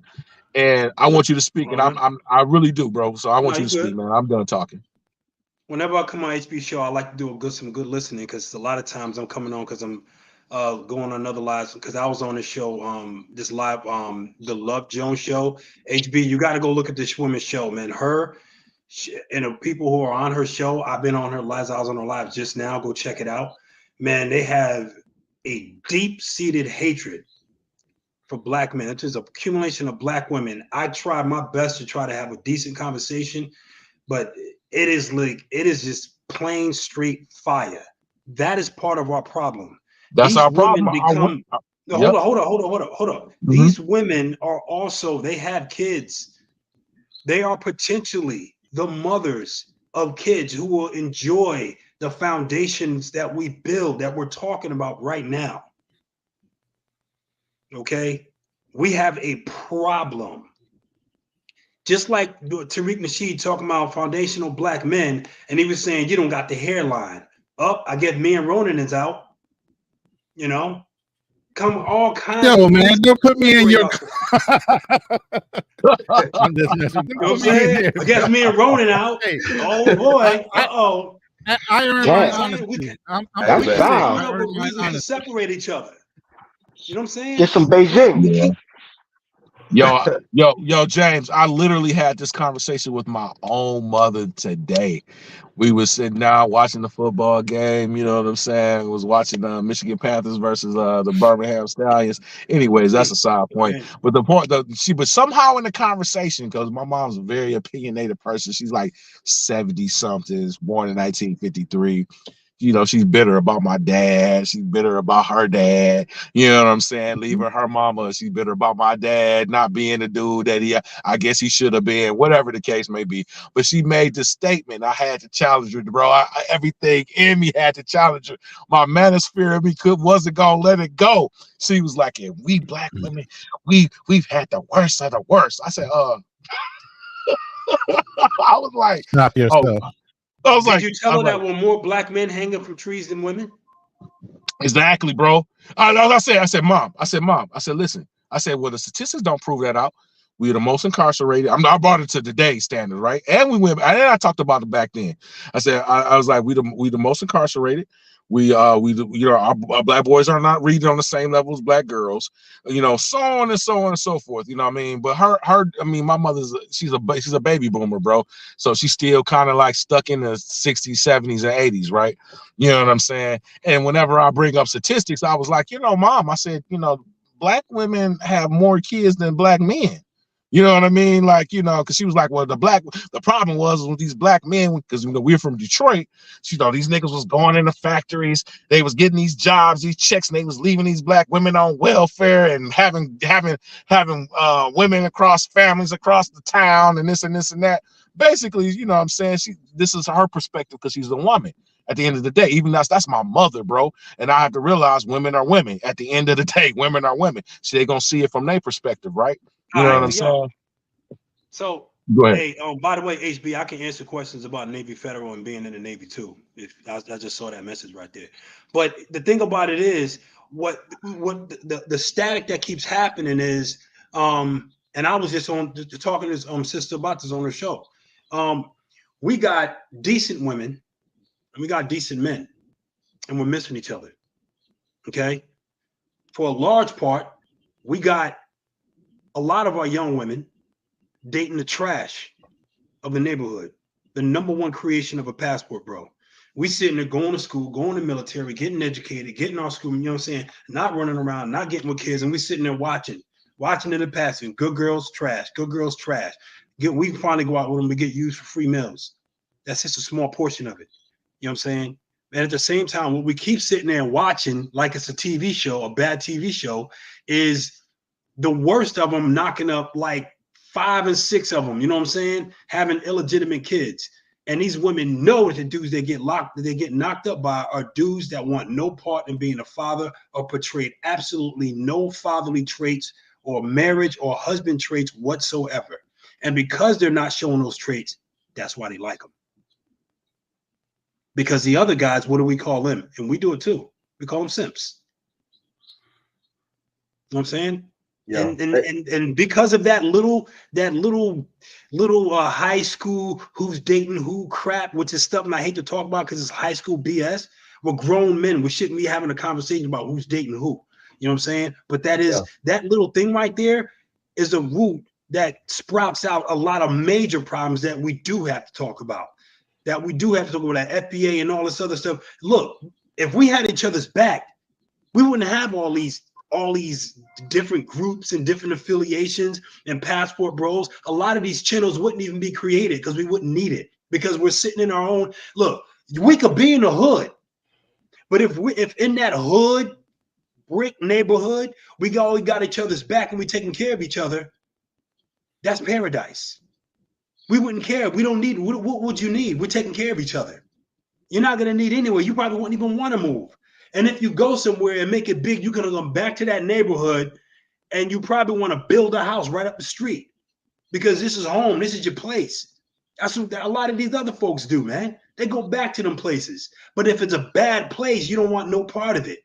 First thing we do want to do when we get money is move as far away from the hoods as possible. And that's the problem. That's the problem. I know that's a problem. Because I got little C's over there. We got good dudes over there. We got good daughters. We got good dudes. And we all got one dude that's hood. That's our boy. We all got that. I got boys that they'll leave you where so nobody can find you. But that's my boy. And it's just my boy because we grew up together. And it is what it is. And you try to pull them aside. Yo, I got a better way. They're like, streets is home. You know what I'm saying? It is what it is. You know what I'm saying? I got to do for me. This is all I know. It's all I knew. I don't believe in changing for nobody. You know what I'm saying? If people don't like what I do, to hell with them. You know what I'm saying? Either join me or you against me. Y'all know them conversations. We all had them. You know them dudes. Yeah. And if you hear about them hurt, you're going to be like, I saw it coming, but damn. You know what I'm saying? Those dudes are there too. Go ahead. I'm sorry, HB. Yeah, man. Shout out to Ray Money for goddamn coming up, man. Hey, Ray Money, you come up anytime. And shout out to Alex, man. But yeah, man, keep going what you were saying. Yeah, I was just saying, and these little things that I'm talking about, even though I just talked out the side of my head, I'll admit that the dating thing is little, it's actually a big thing. It's not little, but it should be little. It should be. I was on this woman's show and she was saying, and it happens a lot. Oh, well, white dudes don't treat their women like that. And she would say, like, in the manosphere, you don't hear. I know. This is what she said. She said, oh, white men do be up on the internet talking about their women. That's black men. I'm like, do you know what the manosphere is? Have you ever heard of the black manosphere? I said, why do you think we have to call it the black manosphere? Because it's a subgroup among a massive group. MGTOW created the manosphere. Right, the white man created the shit. It's white dudes, and they are massive. They have tens of millions of followers, and they go in on their women, and I mean in. Okay. And listen, and they be running through their own women too, because I be I used to drive Uber part-time, and I used to go through the little college areas and shit, man. And I used to listen to the conversations, and these white girls be crying over these white boys be running through them, and they be like, what's he doing me like this? Oh, he's having sex with my best friend. I'm hearing this shit every goddamn weekend, and I'm like, and I hear these little white dudes having these little conversations, talking about how they be smashing this chick, but they always try to vilify us for doing something similar to whatever they doing. HB, tell them about a white dude, an attractive white dude with money and game, how he treats the world, how he treats the dating world. Tell them. I mean, you talking about a dude who look at you when a woman says, I want to settle down. He's like, I was just on a date with your daughter the other night, ma'am. And I heard your mother was cute too. And then he looks at her and says this, what are you going to do about it? What really are you going to do about it? When a black men run around like that, they know how to come for us. They know how to come for us. And most of the ones who go after the manosphere, who are they usually targeted? Us. They're going after they really, every time you hear what the ones that they go after, they're going after it's the black men who are running through America, banging all kinds of women and knocking women up. We don't have that kind of power, ma'am. We're not doing that. And this all goes back. We ain't got that. Agreed, James, man. And this goes back to what I was trying to illustrate to my mother. I said, Mom, I get it. Black women have gone through a lot of different things and so on. Y'all women and black men put y'all through shit and blah, blah, blah, blah, and so on and so forth. I said, but the real enemy is always going to be, I said, Mom, this is a man's world. And at the end of the day, you are not a threat to men. Men are a threat to men. So we suffer all of the injustices, all of the shit. They are trying to subjugate us, not you. They use you to subjugate us. You know what I'm saying? Like they have weaponized, and they've used the white woman to weaponize black women against us. Like we are suffering, all the statistics, all the stats. And then she was like, I don't believe in stats. And that's when you got I just kind of said, I said, fuck it, you know what I mean? You know what I'm saying? You know what I mean? Because that's a woman's motherfucking thing, right? Boy, listen, kryptonite, boy, that's one of the kryptonite statistics, boy. Yeah. Guess what I hit with? And guess what I hit this woman? The show I was just on, which is the Love Jones. I'm gonna put a little post up, man. HB, you definitely got to check this woman out. She's gonna give you a lot of material, a lot, especially my show that I did today, her live today. I'm gonna put it on there. I said, you keep talking about men this, men that, and she said, feminizing the black women is an alarming thing. And she was asking me, what do I think of that? And she was trying to say that it's because black men are beating up and killing black women. And I say, well, do you know that the insurance, life insurance, and medical insurance agencies are rejecting women who show a track record of dating, seeking out bad relationships, bad men, violent men. And as a result of that research that they did so that they can start doing this, they find out that women heavily seek out these relationships, which is why a lot of violent men in prison to get tons and tons and mounds of letters from beautiful women, not women, beautiful women, and lots of them. We decent men, we good men, we passport bros, past and present.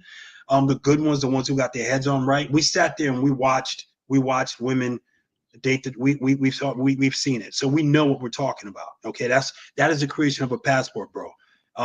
We know about, and she said, and I said, could you please show me the statistical research that backs up your claim of this black man and all these things you're saying about men and how white men are so much better and all this stuff right there. She said, we're not comparing white men. I was like, she's not listening to her own words. She's not listening to it. She'll say something and I'm looking at what they're writing on there, and their hatred is demonic. It is off the wall. And I was like, if you have this much hate for us, then I guess it's understandable why we would want no part in dating in America and leaving. I guess you understand. Because if you hate someone and they don't want nothing to do with you, won't you get it? I mean, if I hate somebody and they say I don't want nothing to do with you, I'll be like, all right, well, cool. Yeah, we're good. I understand because I hate you. Why would you want to be around someone you hate? This is something I always say. Why would I continue into an intelligent conversation with someone who speaks to me that way? You know? Why would I do that? I mean, if I'm talking to you and you call me a name, you call me stupid or dumb or a ninja or something like that, I'm like, okay, the conversation's over. And you go, why you want to leave? It means I got you. I said, I cooked you. You cooked me by calling me a name? The only way to cook me is to prove me wrong. That's how you cook. Not to use ad hominems. People is proving them wrong with facts, research. You ever heard of Roland Martin? The dude cooks people on a high level. People are afraid of that dude. Roland Martin, big ass coon. Roland Martin. Yeah, I know, but he does cook people. He does. Yeah. I know he does. I don't understand that. Like he cooked Candace Owens. He cooked her. He got her good. Okay. Hey, Ray Money. Hold on for a second. Man, shout out Ray Money to become my first member, man. Now I got to post some content. Now you press me to post some content, man. Hopefully I can get some. I see. I don't know the rules, the complete rules on like posting some kind of salacious content, but not too salacious to get kicked off. But I'm gonna post something, man, up on the check on the members page, man, just for my members, man. Man, shout out Ray Money, man. Shout out. I want to start doing live responses with the live video. You know, you got the video on the side and you pause it and respond. I know it's simple. That's what I want to start doing because that gets a lot more. You definitely want to start doing that, HB. Matter of fact, if you already know how to do it with that woman's live that she did today. A reaction video. That's what you're saying? Oh, a reaction video. Yeah, live one like that. HB, you do that. But if you do that, HB, you definitely probably won't want to like let people on because you're gonna have to do that. Like that's a one-man show type right there when you do reaction to what? The woman's video he was talking about. Let me post it because I keep talking about it. I haven't. Yeah, I'm not doing. Put it in the back chat. Put it in the back chat so we can capture it. Yeah, I'm not. It's just that people with bigger and more active shows like that always like tell them about it. I mean, I could do the same thing, but I'm still learning. You know what I'm saying? That's my whole thing is, man, I'm not gonna sit over and cry over spoiled milk, man. You know what I'm saying? My whole content is based off travel and turning up, having a good time, and trying to expose brothers who never traveled before to get a passport. You know what I'm saying? And sometimes, like right now, we might get off topic a little bit. We kind of got off topic today, talking about all this white supremacy shit, and you know what I'm saying, and reparations and all that. Reparations, but, yeah, but you know what I'm saying. My whole goal is constitutional amendments, FBI. Yeah, you know that if I come on your show, you start talking about that, because I'm gone. I'm gonna go. Yeah, it's true. James, for me, man. James, I didn't see your full forehead. Hold up, James. I didn't see your full forehead until now. But you got me beat. I have to give it to you. You got me beat. And it's okay. It's okay. We can always seek help later. Hey, you know what I can't wait to do? Later. I can't wait. Like when I go to Turkey and they do the drawing of where they're going to do it, I'm going to show how big that joint is. Are you HB, I'm getting ready to drop down. Yeah, 12 o'clock. After 12 o'clock East Coast time. I was about to say something to you, man. I said I wouldn't really want to hear from Big Gaines while he was up here, but you know what I'm saying? I appreciate you for coming through, man. Hey, Big Gaines, I've listened to you go and join many of a panel, bro, and it's been an honor, man. It's been an honor. I love my East Coast brothers, bro, and thanks for conversing with me, man. I appreciate you, bro. All right. Okay, so y'all have a good night. I'm gonna drop down. Time for me to go to bed. All right, bro. Yeah, I should be hitting my ass too. My wife done called me. She, you know what I mean? I'd ignored the call because I was you talking done ignored her, bro. Chatting up with about Yeah, man. you done ignored her. She might not allow you in the bed tonight. Man, shit, bro. I already sleep on the couch, bro. It is what it is, nigga. It is what it is. You know what I mean? I do what I do. You know what I mean? But yeah, man. So James, but back to what you was talking about, bro. Like, it's so funny that you came up because I was, you know what I'm saying? I went to go visit one of the few times I even go visit because my mom's a very opinionated person, bro. You know what I'm saying? Like she drove me to the fucking military, man. I'm like, yo, I can't be in this house no more with this woman, bro. I got, you know what I mean? Like both me and my brother only talked to my mom literally, bro, like 10 years. He went over there and talked to her for like what was this last summer that just passed in 2023. He hadn't talked to her in 10 years prior to that, bro. That's crazy. Yeah, yeah, man. Yeah, that nigga's on some different shit. You know what I'm saying? I wouldn't even go that far with my mom, you know, even though, you know, I may go 2 months. I ain't gonna go 10 years. You know what I'm saying? But yeah, man, she definitely one of those opinionated females, man. But like she doesn't understand like what we dealing with today. Like even with all her angst and everything, being her child, and you know what I'm saying, and seeing her, you know what I'm saying, my mom didn't play, she ain't messing around with dudes. I give her that, bro. She ain't bring no dudes over us after my dad died. You know what I'm saying? You know, she was hard as fuck on us, but she ain't bring no dudes over us, man. She wasn't a whore. My mother did. Go ahead. Let me say this. My mom's 80. I'm 56. Yeah. Even as her youngest child. Yeah. I had a conversation with her. I run the household. Even when I walk in her house, I run her house. Mm-hmm. I am the man of the family, period. Mm-hmm. There is no question.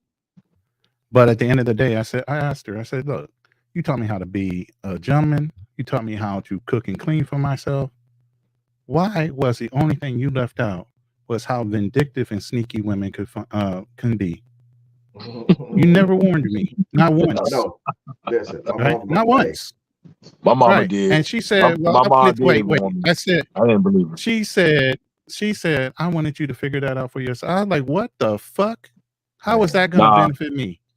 My mom definitely warned me. You set me up to have to figure it out on my own. But then at the end of the day, basically, you're protecting other females more than you were protecting me. Right. Do you realize that? She was on code. She was on the woman code. Yeah, she stayed on code regardless whether I was her son or not, and her youngest at that. Now I would say I said, you know, right.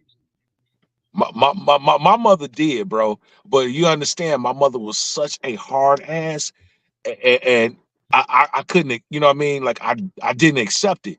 I was just like, if you saying it gotta be opposite of that. You know what I'm saying? Like that's how much. That's how I was much. Not bullheaded like that now. No. Yeah, bro. Like, but you understand, like my mom was such a hard ass, bro. Like she was such a she didn't make sense a lot of times what she would do. Like she would accuse us of shit and we didn't do it. You know what I mean? My mom used to flip out on me and my brother, bro. She used to beat us. You know what I mean? My mother used to beat us, whip us. You know what I mean? Over little shit, bro. Like you know what I'm saying? Bruh, cutting boards, straps. I grew up with a baby boomer mother. Come on now. Yeah, man. Like for me, that shit fucked me up, bro. Like that fucked me and my brother up, bro. That didn't bother me at all. That's the whole thing. That never bothered me. The part that bothered me was you said you prepared me for everything in life, but you left out the fact that you didn't teach me how vindictive and sneaky women can be. Yet and still, you told me how to treat them. You told me how to be a gentleman. You taught me how to replace them in fact of cooking and cleaning for myself. Meaning I didn't need them for that. So that meant I could just pick a good woman. But you never told me what a good woman looked like. Yeah. I mean, I would say here's the thing. Like what I had was like I never looked at my mom as a good woman, bro. You know what I mean? She was like everything I didn't want a woman to be. She was very masculine. She was very controlling. She was very opinionated. Like I didn't want to deal with none of that shit, bro. Like she was everything. I was like, I don't want no woman ever like her. I never, you know what I'm saying? This is why my brother's like, yo, he's like, bro, I'll never let a bitch run me. because that's how my mother ran us. Oh, you see what I'm saying? no, So when my she mom couldn't. did drop jewels, because she told me some shit, and I ended up fucking learning that shit down the line. One of the things she used to tell me, she said, Gerard, never tell bitches, she's like, never tell women what you went through with the last bitch, because she gonna use that shit against you. And I'm like, huh? You know what I'm saying? Oh, I that was would have been a too jewel young I to could have used. understand Yeah. that. I was too young to really understand. I mean, mind you, when she was telling me this shit, I was like 18. I was probably like in my early 20s. I wasn't even a teenager when she told me this shit. And I was just like, huh? Because Wow. but I questioned everything that she ever did because of the type of personality trait that she had. You know what I'm saying? Like, I'm like, yeah, you know. You said, what's the ulterior motive for her telling me this shit? Well, there's not a even motive that. It behind this shit. was not even that. It was just like I just questioned her understanding how things. I just looked at my mom. She was kind of warped. She was just one of these type of people that's antisocial. You know what I'm saying? She was, she never had any friends. You know what I'm saying? She always was by herself. You know what I mean? So I just kind of was like, okay, well, that's mom's fucked up way of looking at life. You know what I mean? I didn't take it as that this was some shit that, she's a woman and she's kind of giving me some game about how to deal with other women. I'm trying to think of another thing that I used to, that I questioned about, you know what I'm saying? My first wife, she was like, literally, bro, my first wife, so most of the time I went to a predominantly white high school. I interracially dated in my teenage years, my early, so on and so forth. My mother fucking hated that shit. Yeah, every time she would be able, she could get a dig, she would get a dig. Oh, listen, Gerard, I ain't one of these white bitches you fucking. You know what I mean? Like, you know what I'm saying? Like, that's how my mother talked to me. Came at you like that? Yeah, bro. That's how my mother talked to me, bro. That's how she talks. Yo, Like for real. Ain't one of these white bitches you fucking, for real. Yeah. Like literally, nigga, that's what she. Yeah, I'm telling you verbatim. I'm telling you verbatim how my mother talked to me and my brother, bro. She was very abrasive. But she was very hardcore, nigga. Go ahead. She put you in a situation where you went to all white schools, or all predominantly white school. schools, exactly. Where you would have the opportunity to date a white girl, right? Yet she got angry at your choice. Yeah, you see how contradictory that is. Yeah, it's really fucked up. But you know what I'm saying? But a lot of times, I you know what I'm saying? Like when she would drop shit about women or different things, about women, so like for instance, so again, I was giving you that background to give this a story about, you know what I'm saying? So now I'm 20. I meet my first wife. I'm probably I'm like maybe 27, 28 or whatever. I meet a black chick. She's from Chicago. She living down in Florida in Tampa. Blah blah. We end up hooking up. Blah blah blah. I'm kind of like, okay, I'm feeling her. You know what I'm saying? I'm like, okay, cool. You know what I'm saying? I'm gonna introduce you to my mom. But mind you, it was over the phone because my mother lives in Michigan. I'm living in Florida at the time. So I handed out like, yo, mom, this is a girl that I'm meeting, that I met, you know what I'm saying? Can you talk to her and so on and so forth? And so she talked to her or whatever, maybe about 30, 45 minutes and shit. And so later on, my ex-wife handed my ex-wife, my first wife to be my ex-wife, handed the phone back to me. She was like, yeah, call me later on. I'm like, okay. So she was like, are you by yourself? Wow. So later on I called her. I said, you by yourself? She said, hey, Gerard, listen. She talked too much. This not the one. You know what I'm saying? This not the one. You need to get away from her. Like for real. I'm telling you. Yeah. And so I'm just like, wait up. I introduced you to the black chick. I mean, like what's going on? Like, you know what I'm saying? Like, but again, my mother was so abrasive with me as a younger, teenager adult. I discredit what the fuck she was saying. I'm just like, I looked at her like, I'm just like, oh, this is my mom. My mom just bugging. Like she just bugs out a lot anyway. So I'm just gonna discredit what the fuck she's saying. She was 100% motherfucking correct. 100% correct, man. My first wife was a hell on wheels, nigga. Like, you know what I'm saying? You know what I mean? But she was like, yo, she talking too much. She talked too fast. You know what I'm saying? This is her reasons why she's telling me like I shouldn't fuck with her. But at the time, I'm like, these are not really concrete reasons. You don't know her. Like maybe you misjudging her character. But everything my mother told me about my first wife actually fucking came to fruition. Came to fruition. Like it happened. You know what I mean? But she was just over, and literally, it was like not even 30 minutes. She was able to, read her that well and was like, yo, this not the one. This is not the one for you. Leave her the fuck alone. But I'm like, yeah, you know what the fuck you talking about. I don't really trust your judgment because you've been such a bitch to me most of my life. You know what I'm saying? So you know what I mean? So I just discredit it. You know what I'm saying? So it's just, but it's funny how life is like that though. It's crazy, bro. My mother warned me on so much shit in my life. And a lot of times because, like I said, but because she was such a abrasive person to me and my brother, you know what I mean? I discredit the good shit that she was, you know, that she would, you know, give me. And later on, I had to admit, like, she was right. There was a few times she was right. A lot of times, you know what I'm saying? I'm like, you know, I felt like you was just being too hard on us. But, you know, it is what it is. You got these different personality types. People are people. Just like, you know, I found myself being hard on my kids, and then my kids probably look at me like I'm a bastard. You know what I'm saying? I don't know. You know what I'm saying? Like, you know, I'm like, you know, maybe I carry on the same thing because that's how I was raised. Like, we don't cut no punches. Like, you're not just gonna be crazy, you know what I mean? You know, you're gonna do what you're supposed to do when you're supposed to do it. I was well adjusted to a military life. When I joined the military, I was well adjusted, dude. Because you know what I'm saying, that's how my mother was just like when she was on our ass, nigga. I'm like, listen, none of the drill sergeants, none of the insults, none of the yelling, none of that shit that drill sergeants did in basic. You know what I'm saying? My team leaders like, listen, none of y'all done talk down to me like my mama did. So if my mama, the one that raised me and supposedly loved me, you know what I'm saying, you know, but she gave out that fire, bro. Like, you can't hurt my feelings like that. You know what I'm saying? It toughened me up, but it's crazy that it wasn't my father because my father passed. It wasn't my father that did that. It was my mother that did that. She was one of those tough love type of people. But it so happened to be it came through my mom. It didn't come through my dad. Mm-hmm. Do you believe in interracial relationship, Dibby? Not now, dog. I don't. Like Yeah. I believe now I don't. Like I used to. Go ahead. I'm sorry. Go. Well, no, I said that was she was drawn from. Because where I grew up, everybody was dating everybody.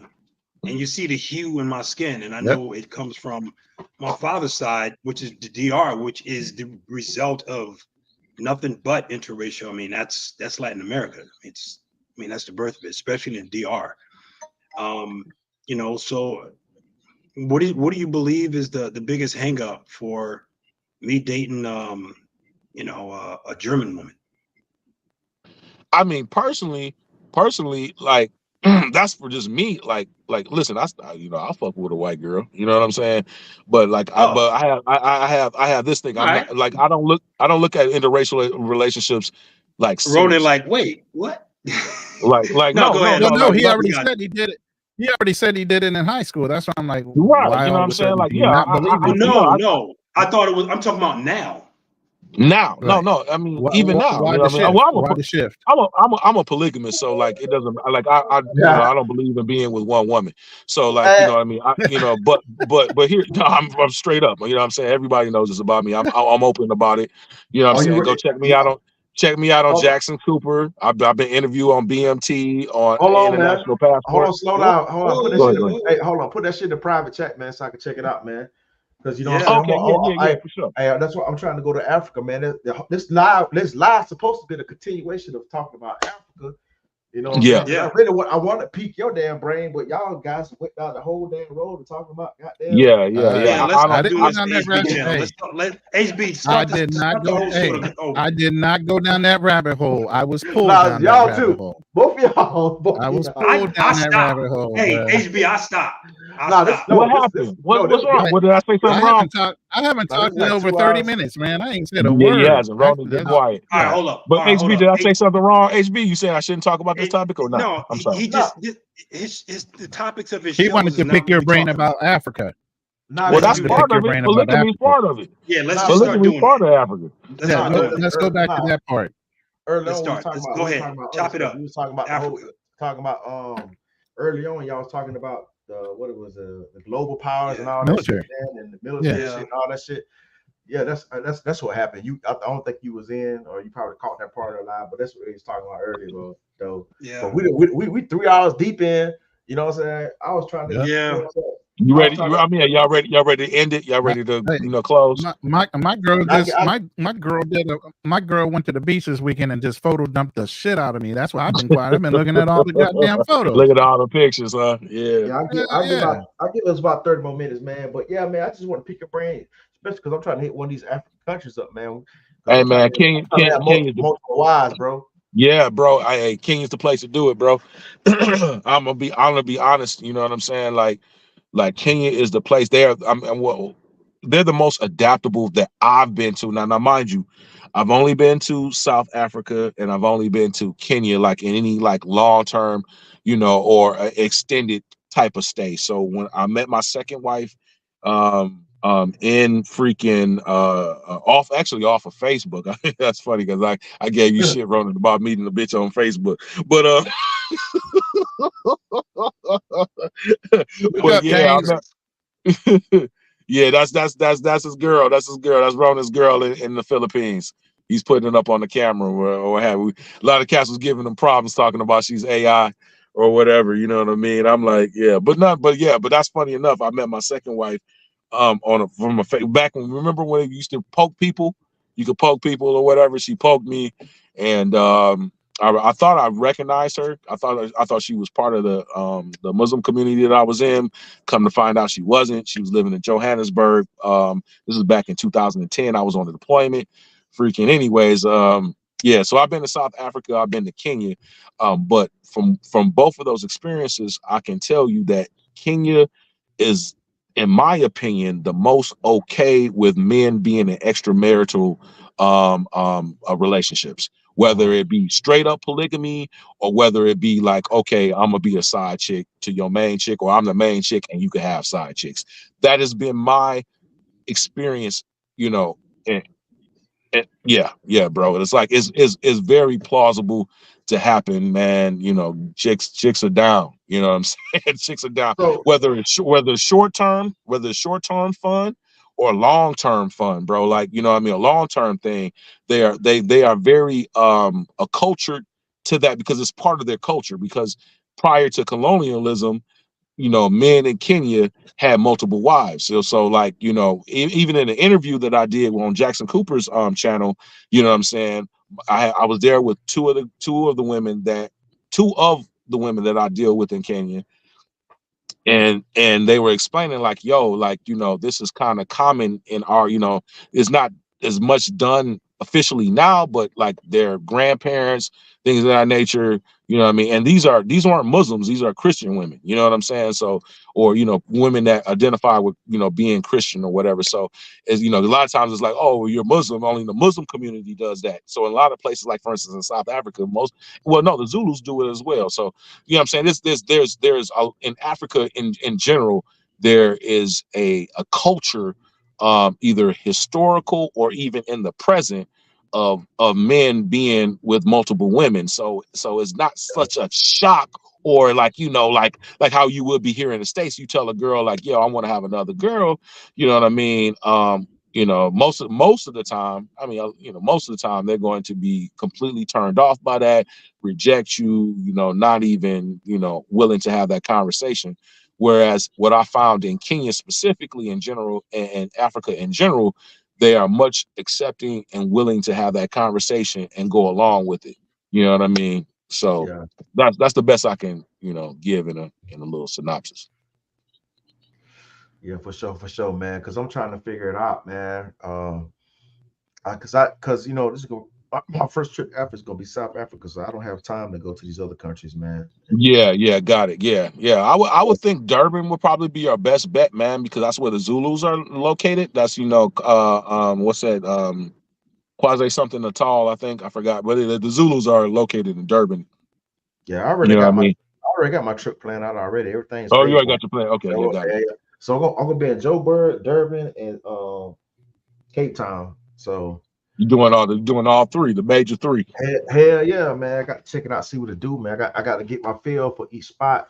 I got some shit lined up, man. It's crazy. Boy, I got some, man. This girl is off the chain, bro. Like, man, look, man. Yeah. I'm telling you, man. I never had a woman tell me you could do anything you want to me. I mean, anything. And I'm not gonna say no. I don't care. She said, no matter what you say, you can do it to me. I was like, man, why the fuck? I said, why the fuck I'm here in the damn US, man? I've asked that, man. I found myself on dates asking that question while on a date in real time. Yeah. And I've dated, and I've had this conversation in my head while on dates in states where brothers do very well. Okay, you want to have a conversation about states where brothers do very well? That's another show. That's a long conversation. I already talked about that. HB, you actually you saw me mention that stuff though. But yeah, you know, the states is just not good, especially for black men. We it's not good for us, man. It's not healthy. I mean, if you put a blanket across and we sitting on a spaceship and we had to choose a country, the United States won't be one of them, unless you're talking about business and making money. Yeah, everyone knows you can get rich quick in the United States. I mean, that's a given. Yeah. Make your money in the States. That's what passport brothers do. Make your money in the U.S. Get American money. Make American money in the travel. But of course, you can start businesses in other countries, and in Africa is a good place to start a lot of businesses, but not all of Africa. A lot of places of Africa, not. A lot of bad news. Yeah. So even if you did, like, you know, I was looking into it, you know, I would never, like, if I did start a business in Africa, or that was my goal, you know what I'm saying, it would just be to, like, you know, maybe employ the people around me, you know what I'm saying, like, you know, future wives or kids, you know what I'm saying, not like I'm, like, you know, looking to, like, yeah, I'm about to, you know, make a conglomerate out of this, I'm about to go big, or, you know what I'm saying, it's just more so like, you know, I have something to, you know, maybe pay the bills, and that, and, you know, because the money that they earn isn't, you couldn't translate that money from Africa into the U.S. and try to do something. Yeah, you can do the other way around, but not vice versa.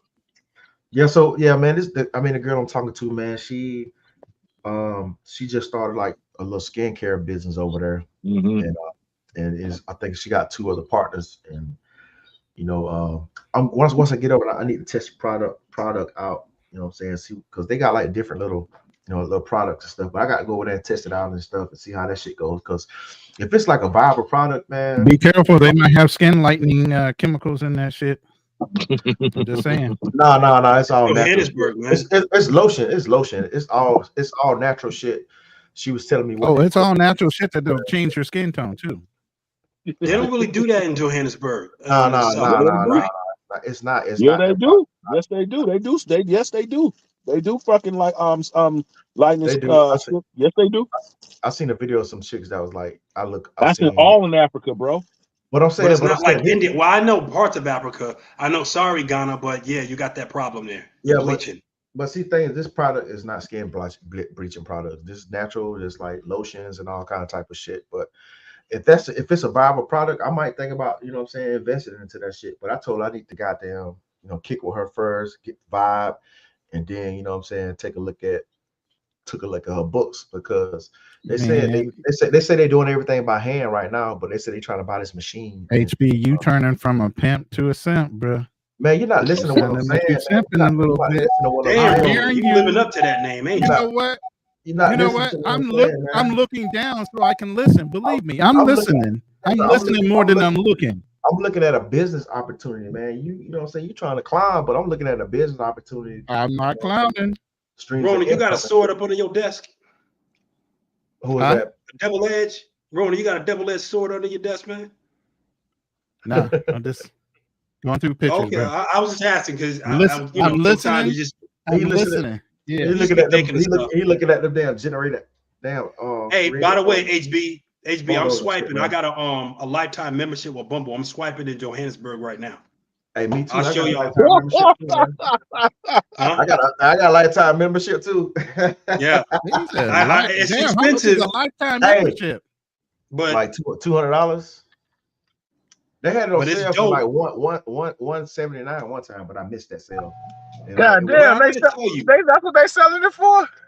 When you swipe in Johannesburg, you don't get good ones. Not like Kenya. When you swipe in Kenya, they all jumping on Bumble. Kenya loves Bumble. It's probably the best swiping in Africa, really. I mean, honestly, except Morocco. They I use a big don't like Bumble, bro. I don't like Bumble, I man. do. Because I love Bumble. you do? I don't I like it, hate man, because these bitches be like, they really be snooty, dog, on no matter what continent it on. What do you mean snooty? What? Yeah, What do you mean Bumble is snooty? kind of snooty, dog. Yeah, Yeah, What man. do you mean by Okay, snooty? so it was Define kind of it. it was what Rob was talking about earlier.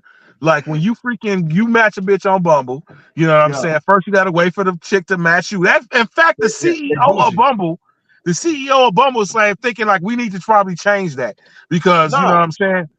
They literally the CEO of Bumble was talking about changing it. But she got rich off that. I like but it. But JB, I like snobby stuck up women. Okay. That's what I told him. I like bougie shit. I like bougie shit too. You don't remember me so, saying I mean, that? I was on HB. Remember like saying that? I like women. that. Yeah, but here, you know, like I like that. So, but not so much that I don't give a damn. You know what I'm saying? That's not the real issue. The real issue is, you know what I'm saying? What Rob was talking about is like, you know, okay, I'm trying to get. Pause for a second. Pause. Uh-oh. Pause for a second. Yeah, that shit. Yeah, it was like he lost. I didn't hear him. What happened? Yeah, Yo, you back? It was. Oh, she too skinny. You back? She cute, but can y'all? Is it just me? I can't hear. Yeah, I know. I don't see anything wrong with that. To me, no. Let me see if I get another shot. I can't hear. Hey, JBL, you talking? Is JBL talking? Y'all hear him? I can't hear him. Yeah, I'm moving, man. I'm about to go to the store and re-up. Okay. Listen. But what I was saying, my main issue was the same that Rob has. Is like, you know, if I'm on Bumble, when you're trying to like get the phone number, you know, to move it to WhatsApps, because I don't really want to stay on Bumble texting and blah blah blah. I want to be able to, you know, video chat, blah blah blah. You know, do everything on WhatsApp. And a lot of times, I don't have that problem with Bumble. I guess it's where you swipe. Honestly. Hey, look, I don't have a problem with Bumble in these African countries because, man, they look like I don't have to swipe. They match me first and they message me first because I just go through and see who I like and then they, you know what I'm saying, they message me first. So right, and honestly, HB, to me that seems like the ball's in your court. Where I want to say balls in your court. Okay, balls in your court, which means you know she has interest. And as men, especially chivalrous men, or I want to say chivalrous, say decent men, allows us to relax. And our communication is more pure and better. And it was way easier to build chemistry when a woman is coming over to you. Or if you know you got to go over there and kick game, and she's like, okay, the ball's in her court. Now she can be the ditzy. And the kind of women I like, when they feel that, it is so hard, it's almost not even worth it, man. You know what I'm saying? I don't want to be monkey double backflips. I don't like that. I'm too, you get out of your element. I'm too cool for that. You can't pop your collar and be jumping. Like, how you going to do that? You can't do that at the same time. But when Bumble does that and you get a bunch of list of girls, that means they're all interested in you anyway. Now all you got to do is just say, hey, what's going on? I like what you said about that. Yeah, that's cool. You know what, man? Yeah, you know. Right. You know, I like this, you know, blah, blah. What's that thing in the background? Okay, that look crazy. Nice and smooth. HB, you know what I'm talking about. I like that. That's how men should be. That's how it should be. That's how it's supposed to be. That's how it is for men in Brazil, Colombia. A lot of these places that we talk about, the men who get women, that's how easy it is for them. They could just, you know, I like you. You know, you come with me. You're my girl now. And it's the kind of women that we be like, oh my God. And these women, these dudes out here be like, yeah, I got her. Yeah, that's her friend. We do it together. Whatever. Man, Darnell, hey, Darnell, man, you sitting on your damn basement jacking off, man. Nobody got time for this.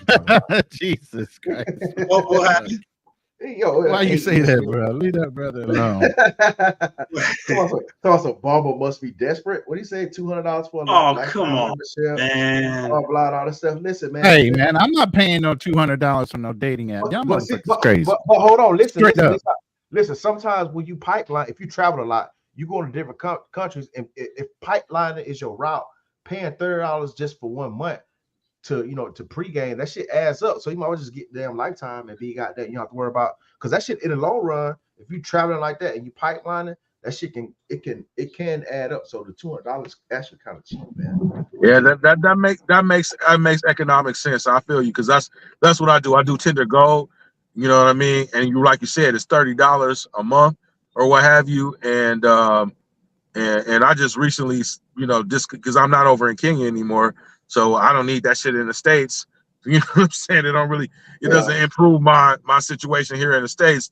So I canceled it. But you're right. It does make more economic sense just to pay that, 200, because now, it's less. What's 200 divided by 12? 20 something, maybe, I don't know, but it's definitely less than $30. It's less than $30 a month. He said, come make y'all ain't selling me for shit. I ain't sold. I'm not buying that shit. Darnell Elliott, never talk trash on the internet or dare nobody. That's the dumbest thing you can do, my dude. Darnell. It's just, man. It has nothing to do with whether someone could beat you or not. It's just dumb. Go figure out why. Man, Darnell is cool, man. Darnell, look, nobody worry about Darnell. Darnell is a chain smoker. Darnell runs. If he take 2 steps, he's out of breath. So nobody worry about Darnell, man. I fought a big dude like that, man. He was way big, but he could tire out easy.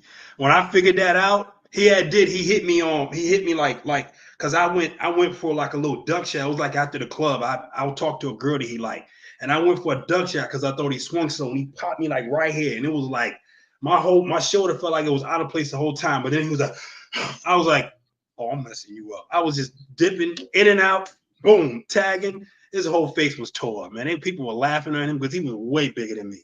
Way bigger. And that was when I was benching almost 427 pounds, bro. So yeah. And I was weighing like 186 benching that. So I was like, pat. Thank you. Yeah. Hey, Uncle Guns is just like me. This is what I do. I don't fuck around with those apps, man. I'm old school. If my mouthpiece can't do it as I'm walking through the town or walking into a hotel or whatever, I can't do that, bro. No, Ronan, let me explain. Not paying for no app. Ronan, let me explain. Bro, I can pregame on Facebook. I can pregame on IG. I can pregame on stuff that I don't have to pay for. Man, you're not. All right, HB, let me explain. Ronan, let me explain. Go ahead, James. Go ahead, break it down for me. But now, HB want to do it. It's his show. It's his show. Let him do it. Let him cook. Go ahead, HB. Okay, HB, you break it down for me then. Come on, brother. No, he said you gonna. I was gonna break down. I was gonna break nothing down. You said you're gonna break it down. I was just saying. Yeah, I do. I got it. I just said the options on Facebook. Go ahead, come on, James. If chicks all on a dating site, you feel me? Hey, here, James. All right. Here. So let me wait, James. Let me wipe your head real quick. Come here. Got me. Okay. Got me that big shine. You see that shine? I'm glistering. Yeah. I'm glistering yes, too much. It's a little bright. It's a little bright. I might need to turn the light. Look at that glisten. He's stupid. Yeah, I'm getting too much light on my face. Look what I can do on Bumble. Right? I can go anywhere in the world and plop that little thing, and I can look at a plethora of girls. Not only that, I can just sit my little pin there and just sit back, and by morning, all those women in that country have swiped on me. And I can communicate with all of them at no more cost. Anywhere in the world, I can go somewhere, like say he's going somewhere in 2 months. Plop your little pin there and just let it work all by itself. Next thing you know, you hit the little heart. You see like 15, 40, or 50 like I saw in Kenya. I had forgotten. Can't do that on IG or Facebook? Hold up, Ronan. Okay. So many of them were gorgeous, but I wasn't going to Kenya. So I felt like I was slighting them women like that, and they don't like that. They don't like that, by the way. Don't if you're not planning to go in there, but you can play around a little bit if you're not going to go there for a while. But anyway, look at all that playing I can do, and I can communicate with a lot of women. And a lot of the women that are on Bumble are not trying to holler at nobody on these websites. Their families are on those on IG. They don't want to holler at nobody. They don't want to communicate like that. They don't like that. You know what I'm saying? A lot of them. I didn't say all of them. I said a lot of them. Okay. I get that their family's on IG, but how is their family going to know that they're actually talking to you? And they don't look at it like. I understand that, but they don't look at it like that. That's why a lot of good women. I say good women, the ones who make good partners. Hold up. The make good partners say it, and they've told me many times they don't like to play on their IG and Facebook. Why? Because you can see who their friends are. You can see who their other people are. You can see their lives on their page, and they don't really know if you who want you an are, what honest your girl, intentions wouldn't you are. want to be able to see that? For an honest I'm girl, saying wouldn't what? you want to see that? Say For what? an honest girl, wouldn't for an No, honest they girl, don't wouldn't want you want you to to see see that? that. Yeah, they don't want Oh, you to see why? that. That's what I'm saying. You would have to They don't question. want you. You would have to question why. Why wouldn't they want you to Well, yeah, see that's a their lives? conversation. I understand that, Rona, but that's a conversation for you and that girl. What I'm talking about is Okay. you're not going to be allowed to even have that conversation because they're not going to let you in. You understand what I'm saying? You get a lot of them when you are on these websites. And like I said, I'm not saying Bumble is, but I got to tell you, man, there'd be some gorgeous, gorgeous women on Bumble that I match up with. In all of these countries, matching and messaging at an unlimited rate. And I can even you got to call Bumble, the administrative office, if you want to delete your thing and start all over. You know what I'm saying? A lot of people want to do that because once you swipe on someone, you don't necessarily get to swipe, go back and find them again. So if you feel that you swipe so much and you got better pictures or your status is a little better and you think you might match better with these girls you didn't get swiped on, you can refresh your whole thing. You can really start over. And if you got a lifetime membership, you can reconnect with it and start back over. HB, I don't know if you know about that. You could do that, but it takes a little work. But yeah, it's better. You know what I'm saying? I've hollered at girls on IG, and I got to tell you, it's a lot of footwork. There's a lot of footwork. Okay. And Yeah. I don't want people seeing all my, they can see me, they can see my mom, they can see my cousin, my little All the cousins, you know connections. what I'm saying? Yeah. All that. Yeah. I don't want you to see all that. I know on Tinder they have a feature where like for instance, you can have other numbers not be able to see you. So like let's say, you got another chick, a wife or a girlfriend, and you don't want your wife's Damn, friend to match dogs. you Oh, go on ahead. All right. Tinder. I thought he went out again. Huh? I'm No, sorry. you good. I thought you went out again. Go ahead. Oh I'm yeah, sorry. I am moving, so that might happen. Yeah. Like I said, I went to the store.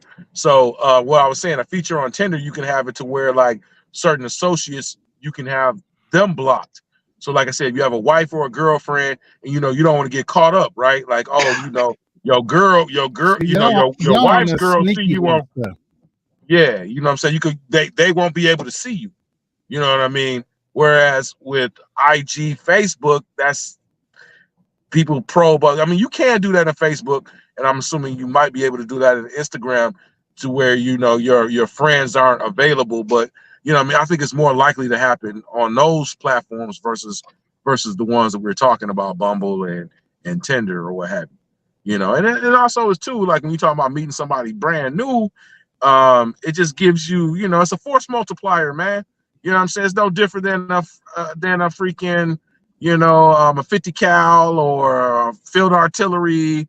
You know what I'm saying? Like, it's a force multiplier. You're able to spread, more ground over a short period of time. You know what I'm saying? So that's it's just a why I tool, find it man. valuable. It's just a tool. It's just another tool you can use. What's wrong with having another tool in your toolbox?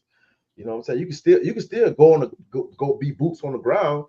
You know what I'm saying? Holler at chicks and all that shit. But you know what I'm saying? Why not have an extra tool in your pocket that you can utilize? Yeah, why not have air support? Yeah, we Hey, Ron, can let me go ask and you. do. You know what I'm Ron, saying? let me ask you a straight question. Because I'm dropping D between off of these bras too, man. You know what I'm saying? Right. Yeah. What do you think the difference is hollering at a girl on Instagram or Facebook as opposed to hollering at a girl on Bumble? What do you think the difference is from your perspective? This question is directed at me or directed at Ronan? Ronan. At me. Hold on. Okay. He's over there. You ask working on ask that question one more time. No, I'm going back and forth with my girl. Yeah, you was building your profile on Bumble. Oh, my bad. No, you straight. What is the difference between hollering at a girl on Facebook or Instagram as opposed to hollering at a girl on Bumble? For the exact opposite reasons of what you said. I want to be able to see the background of the chick I'm talking to. And if she's got a problem with that, I don't need to talk to her. Because I'm divulging my background. I'm allowing her to see pictures that I maybe posted, my ideas of my thought process, who I am as a human being, because those social media sites that you're talking about are so impersonal, you don't really get the feel of the person that you're dealing with. You're getting a fantasy feel of the pictures they choose to pitch, not an overall mental look at who you're dealing with. Right. And you think you're going to get a really good idea of who the woman is by looking at her Instagram page? If you look at the sarcasm behind a woman and some of the things they post and what their mentality is by things they write or post, yes, I can get a better idea without having one conversation. I have an ex on Instagram, and I got to tell you, I had to call the cops on this woman many times. She is one of those exes, and I had a few hiding in the bushes type. All right. You look at her Instagram page, you would think she's a really sweet and good girl. I promise you would like her. She's very attractive. Talking. She's got a nice body. First layer is talking. Listen, first layer is talking, judging the overall, not just the pictures, but other things that she posts on there. Second as layer is having a conversation, several conversations, and picking her brain. All right. So in this third layer is the date. Okay. So in your instance, you would get fooled all the way up until you talk to the girl, based on my ex. No, you would, because there would be nothing else for you to go on but her pictures and her posts, right? No, because that's the first layer. She would need to have a video conversation with me before I would even believe she was real. That's fair. Okay, that's fair. She would have the video. So that's the second layer, though, right? Right? Yeah. That's the second layer. First layer. Listen, first thing is you got to be physically attracted to her. There has to be something about her that causes your interest. Now, once you're interested and she responds back to you, now before I can even start to even invest some time in you, I need to make sure you're real. You're not being catfished. Right? Right. So I need to see some video evidence and a live conversation. Okay. Not a video. Okay, that's fair. Okay. So my statement still stands. You'll be fooled up until you do a video conversation with her. Because like I said, my ex's, her page that I've seen, and I had to block her. Okay. Because she was actually trying to go after my family and asking about me and my cousins. She was doing that. And I had to block her. And I had to block her. She is a psycho and she is dangerous. Her photos, her post, her pictures, her little cooking videos. She has videos, so you won't need to see if she's catfish. She has videos.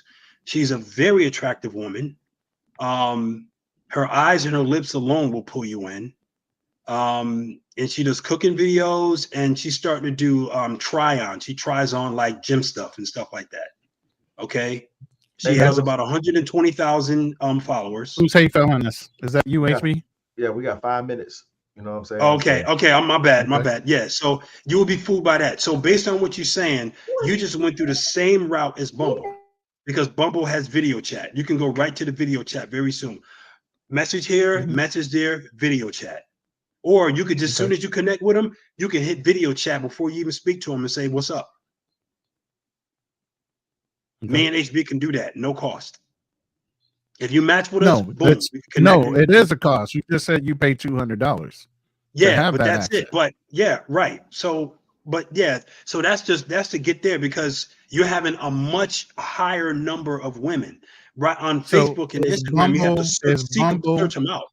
I'm sorry. Go ahead. Is Bumble pre-screening these chicks at any point in time for you to have access to them? Is there any kind of pre-screening that goes along with these? I don't sites. I think there's a verified, right? I know Tinder has a verification of ID. Verification of ID, meaning they need to have some kind of live photo beside for just a picture, saying that's really the person. You can screen them out. You know what I'm saying? So you know you're not being catfished, because people steal pictures all the time nowadays. Right. You know? They do have that on Bumble, and you can actually verify that. You say verified account. It's right up under their the search engine to say I want a girl who's this age, this height, this religion, and all that stuff. You can screen them all the way out and then say only verified, and those are the ones that don't match up with you. If they don't have that, they can't even find you. They can't even see you. Oh, yeah. Okay. Still not interested to spend $200 to do that. Hey man, just not so. Hey, that's so. it has been an amazing. Hey, it's been an amazing tool for me, man, to get what I want. Yeah. Hey, hey, if it works for y'all, that's great. I'm happy for y'all. Y'all are getting your money's worth. What did they say? Return on investment, correct? I want to wait. Nothing's worth it unless you get a return on investment. Man, Facebook is so slow trying to communicate with people, man. You know what I'm saying? Facebook and IG. Yeah, it's not. It's for me. It's not. It's not efficient. It's not efficient. Listen. It's not efficient at all. I get it. And I've been on some dating sites or what you would call communication sites. Every time I get on them things, man, I get barraged within the first hour that it makes me fucking sick. You know, I mean, I get dumped on 200-300 fucking. Hey, Ronan, can I ask you a quick question? What city did you search in where you got the most matches? I didn't have to do anything. I just put my picture up, my information, and I got dumped on. Where were you searching where you got the most matches? I never did a search. That's what I'm saying. All I did was I just started my profile. I profile. I put a couple pictures up. I gave them my information, and then I got away from Afro Introductions does that a lot. Afro Introductions does that. Okay, so when you create your profile, you tell it where you are, so it'll only search where you are. So you're saying that you got a crazy amount of matches in your city where you live. You didn't try to search anywhere else, right? What app are you talking about? Yeah. Okay. I don't even remember the name anymore. It was a couple years back.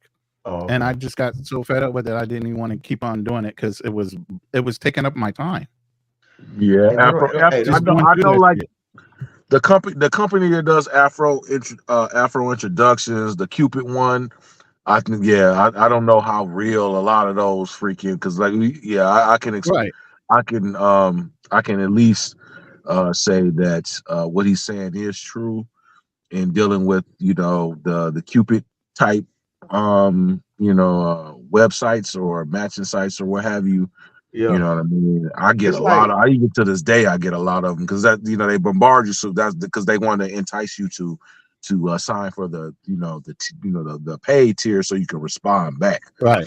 You know what I'm saying? Right. So it's 50-50, man, with the chicks on here, man. Like a lot of girls, man. Like you know what I'm saying? Like some of them they don't want a video chat. That's how I know they on some scammy shit. Yeah. Oh, that's but it's kind of 50-50 on those type of sites like Cupid. You got a video chat with me. Yeah, that's the first thing I go into. I ain't gonna spend too many conversations back and forth. I'm like, yo, I need to verify who you is. You know what I'm saying? So I know I was borging out earlier. I don't know if I do it. They don't want to turn on the light. They got some bullshit, like they doing some trickery and shit. I'm like, all right, I'm done. Yeah, you got in that call too, where they're in the middle of the fucking dark and can barely see their eyes, and they're talking about there's something wrong with my phone. yeah, stupid shit like that. Yeah, man. right. Yeah, right. Yeah, something wrong with your phone. I don't know if you guys heard me from earlier because I was traveling back and forth. I'm back to a stationary area. But yeah, one of the things that I did not like Bumble was the fact that a lot of the women on there, when you try to, get them to go to WhatsApp or what have you, you know what I mean? Some of them, they're more prone than I found in Tinder to resist. You know what I'm saying? They're like, oh, I really don't. I'd rather talk here. That type of shit. And whenever that happens, I don't even say anything. I just unmatch. You know what I'm saying? I don't like Tinder at all. I say you don't like Tinder. You don't like Tinder. I don't like Tinder. Yeah. Huh? Oh, okay. I mean, I like Tinder more than Bumble. I'm not. Tinder, a whole bunch of pros on Tinder, man. They are. I agree with you. You know what I'm saying? Most definitely they are. You know what I mean? But you use mitigating measures. Well, you know what I'm saying? Yeah. Really like we learned. Well, I don't know how y'all do it in the Marines, but in the Army, you know what I'm saying, you're doing a risk mitigation chart. You know what I'm saying? You know, you have a dangerous activity, then you have these mitigation actions, and then it reduces the risk. So Right. it goes through that thing. You know what I'm saying? Like with the things that you guys were talking JB, about. when you reach E6, you have to do that training to be able to conduct that kind of research anyway. Right. I'm saying You have to I know how know to do y'all risk assessment. Marines. You know what I'm Yeah. saying? I don't. You know what I mean? Now I'm I Navy. didn't know. He's Marines, but you have to learn how to do that. You have to do how to do the risk assessment. Right, risk assessment. Right. You know what I'm Yeah. saying? So you know, again, yeah. So you guys, you know what I mean, and we all been talking about these mitigation actions that you have to, you know what I'm saying, in doing so. It's like, you listen, okay, all right, you know, give me your phone number. Let's do a video chat. You know what I'm saying? That's how you weed out all that bullshit. You know what I mean? And bitches that's not talking about that, fuck them. You know what I'm saying? Yeah, exactly. Move on to the next. Yeah, but yeah, man. I'm about to shut it down, man. Y'all guys get y'all last words there, man. Starting with Ronan. Ronan, we're gonna go around, then James, and then JBL, man. We'll close it out. Hey, as always, HB, I appreciate you allowing me to come up on the panel and give a little wisdom from what I've experienced in my life.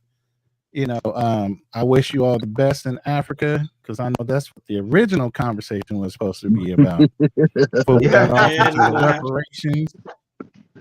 the reparations and all these other things, bank cards and this, that, and the other, and Bumble geopolitics. But yeah, I mean, talk presidential about politics.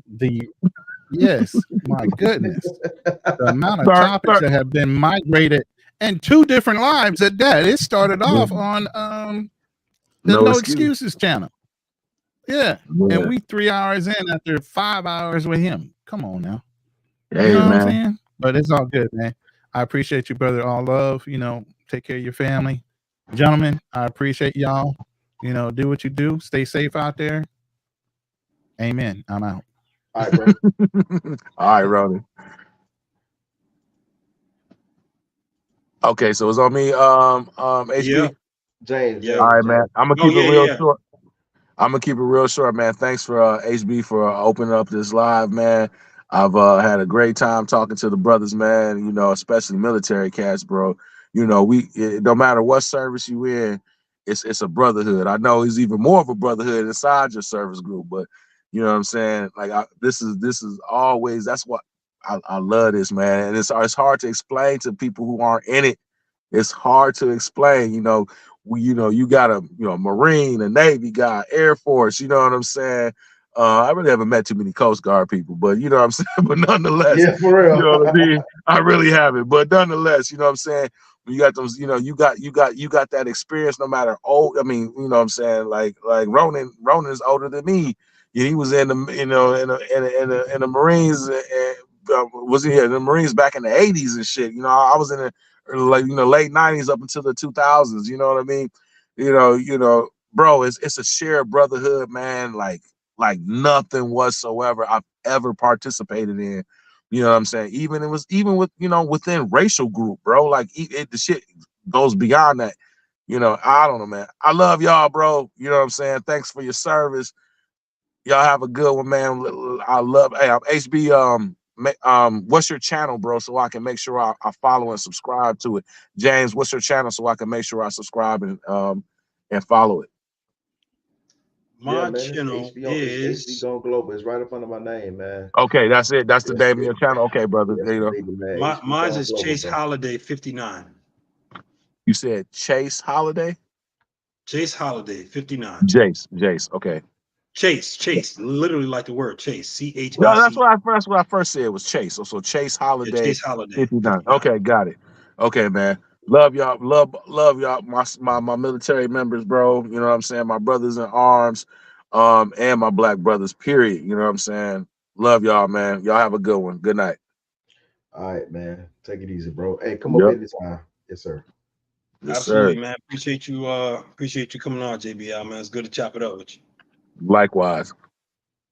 Yeah, I'm not finished with the damn Africa conversation too, man. I know, right? I want to hear a lot more about Africa, man. I can't wait to hear what you say when you come back from Johannesburg, man. We don't have a lot of dudes preaching out there, you know. I'm gonna have that footage for y'all, man. I'm definitely gonna have that footage for y'all. Yeah, that's what we need. You know what I'm saying? And and we know you're gonna do the good footage. and not do no booty chasing footage. You're gonna get that good stuff, man. That's what we want. We want to see that. Yeah, I'm gonna try to hit all aspects of it, man. You know, go to the beach, man, do some culture stuff. You know, I'm gonna try to get all that in for everybody. Nightlife, try to cover everything. So and don't do like so many dudes. Whenever you see they got video footage of the DR, they got a dude sitting outside the club filming what's going in there. no, Don't go in the club, man. I can't stand when they do that. I want to see what it's like on the inside. You know? Yeah, I don't think they allow them to record in there, which is kind of weird. But you can. No, you can't. Some of them no. You're right. Some of them no, but a lot of them you can, because I've seen footage on the inside, especially if you're in a VIP. You whip out your phone and they're not gonna bother you if you're a VIP. But if you're just sitting there like this, yeah, they coming for you. Yeah. But if you just pop it out, do a little something, put it back, a little something, put it back, because you don't need a lot of footage. You only need like 2-3 minutes of footage. Boom, pace. That's it. That's all we need. That'll give you an idea of what the vibe is in a nightclub, how people are dressing, how people are moving, you know, all the girls surrounding the VIP and ignoring the dudes, or the dudes standing around looking like idiots. You know what I'm saying? You know what I'm talking about. Yeah, I'm gonna get the footage, man. I'm gonna get all the good footage, man. That's dope. I'm gonna have a little section. I'm gonna have chicks twerking and everything, man. I'm turning up for y'all guys. Absolutely. Yeah. Hey, man, that's what we need. And we've seen plenty of footage in Thailand, man, throwing people off, making people think a certain thing. It's like, nope, there's a bunch of working girls in 808. Yeah, wow. But nah, thanks for letting me come on and chop it up, man. It's always good to do it. You get up with my brothers, man. I love coming on live and talking about all kinds of topics. But we do need to, get more insight about and have a conversation with brothers who went out there to these countries and did it the right way, got the right information, and we could all chop it up and learn. Get out your pens and pads and write this information down, because it might save your life. I 100% believe in using a whole dating site and everything. You can meet these girls without and I understand what Ronald was saying, but to all these matches constantly like that and exposing your whole life to all these girls, every single one, you don't know one of them is crazy, especially if you're doing that in Colombia. You don't want that. She already got connections to people that are close to you right off the bat. No. I'm very careful who I communicate with on Instagram and Facebook and all that other stuff. Here you just swipe. Connections, chop it up. Okay, let's do this and that and the third. Then you could do the video, bam, whatever. It's good. And we got the membership, which means we don't have to pay for none of that no more. And Bumble is the best website. Bumble is one of the best ones. Tinder is garbage. I'm sorry, man. Tinder is nothing but working girls. It just is. I mean, when I'm on it, that's all I see. After a while, I was like, yo, all right, I'm done. Not to mention that you get the least amount of connections, way less than Bumble. Way less. And there were, decent connections on Bumble. I really don't see a lot of fake connections on Bumble, fake pages, except women who are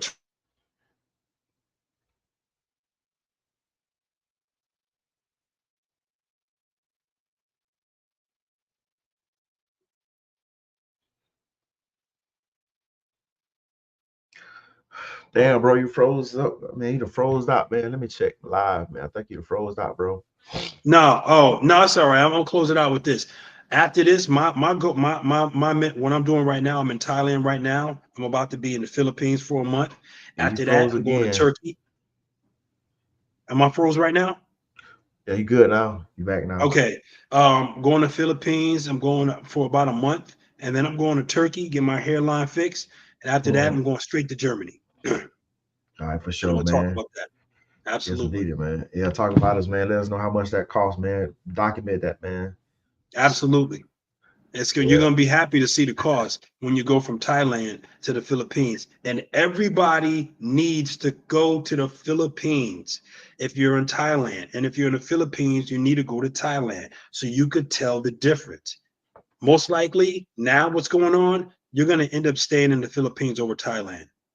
However, there's a lot of islands. There's a lot of different parts of these countries that we talking about, including Johannesburg. You got to see a lot of parts in order for you to say good, bad, and that's it. That's all I got for you, man.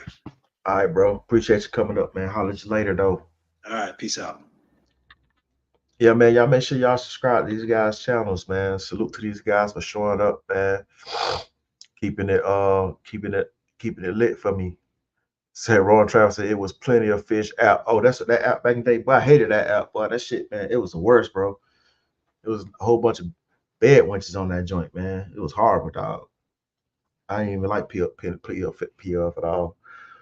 But yeah, man, that was a pretty good live. We've been running for 3 hours and 47 minutes, man. I appreciate everybody showing up. The conversation kind of got off top. I really want to go back in on Africa because I got this Africa trip planned, going to South Africa, hitting up 3 cities: Johannesburg, Cape Town, and Durban. And also, man, make sure y'all subscribe to all. I'm on all social medias. I'm on Facebook, Instagram, Twitter, X, everything, anything social media wise, man. Cash apps, all things, everything is HB going global across all boards, man.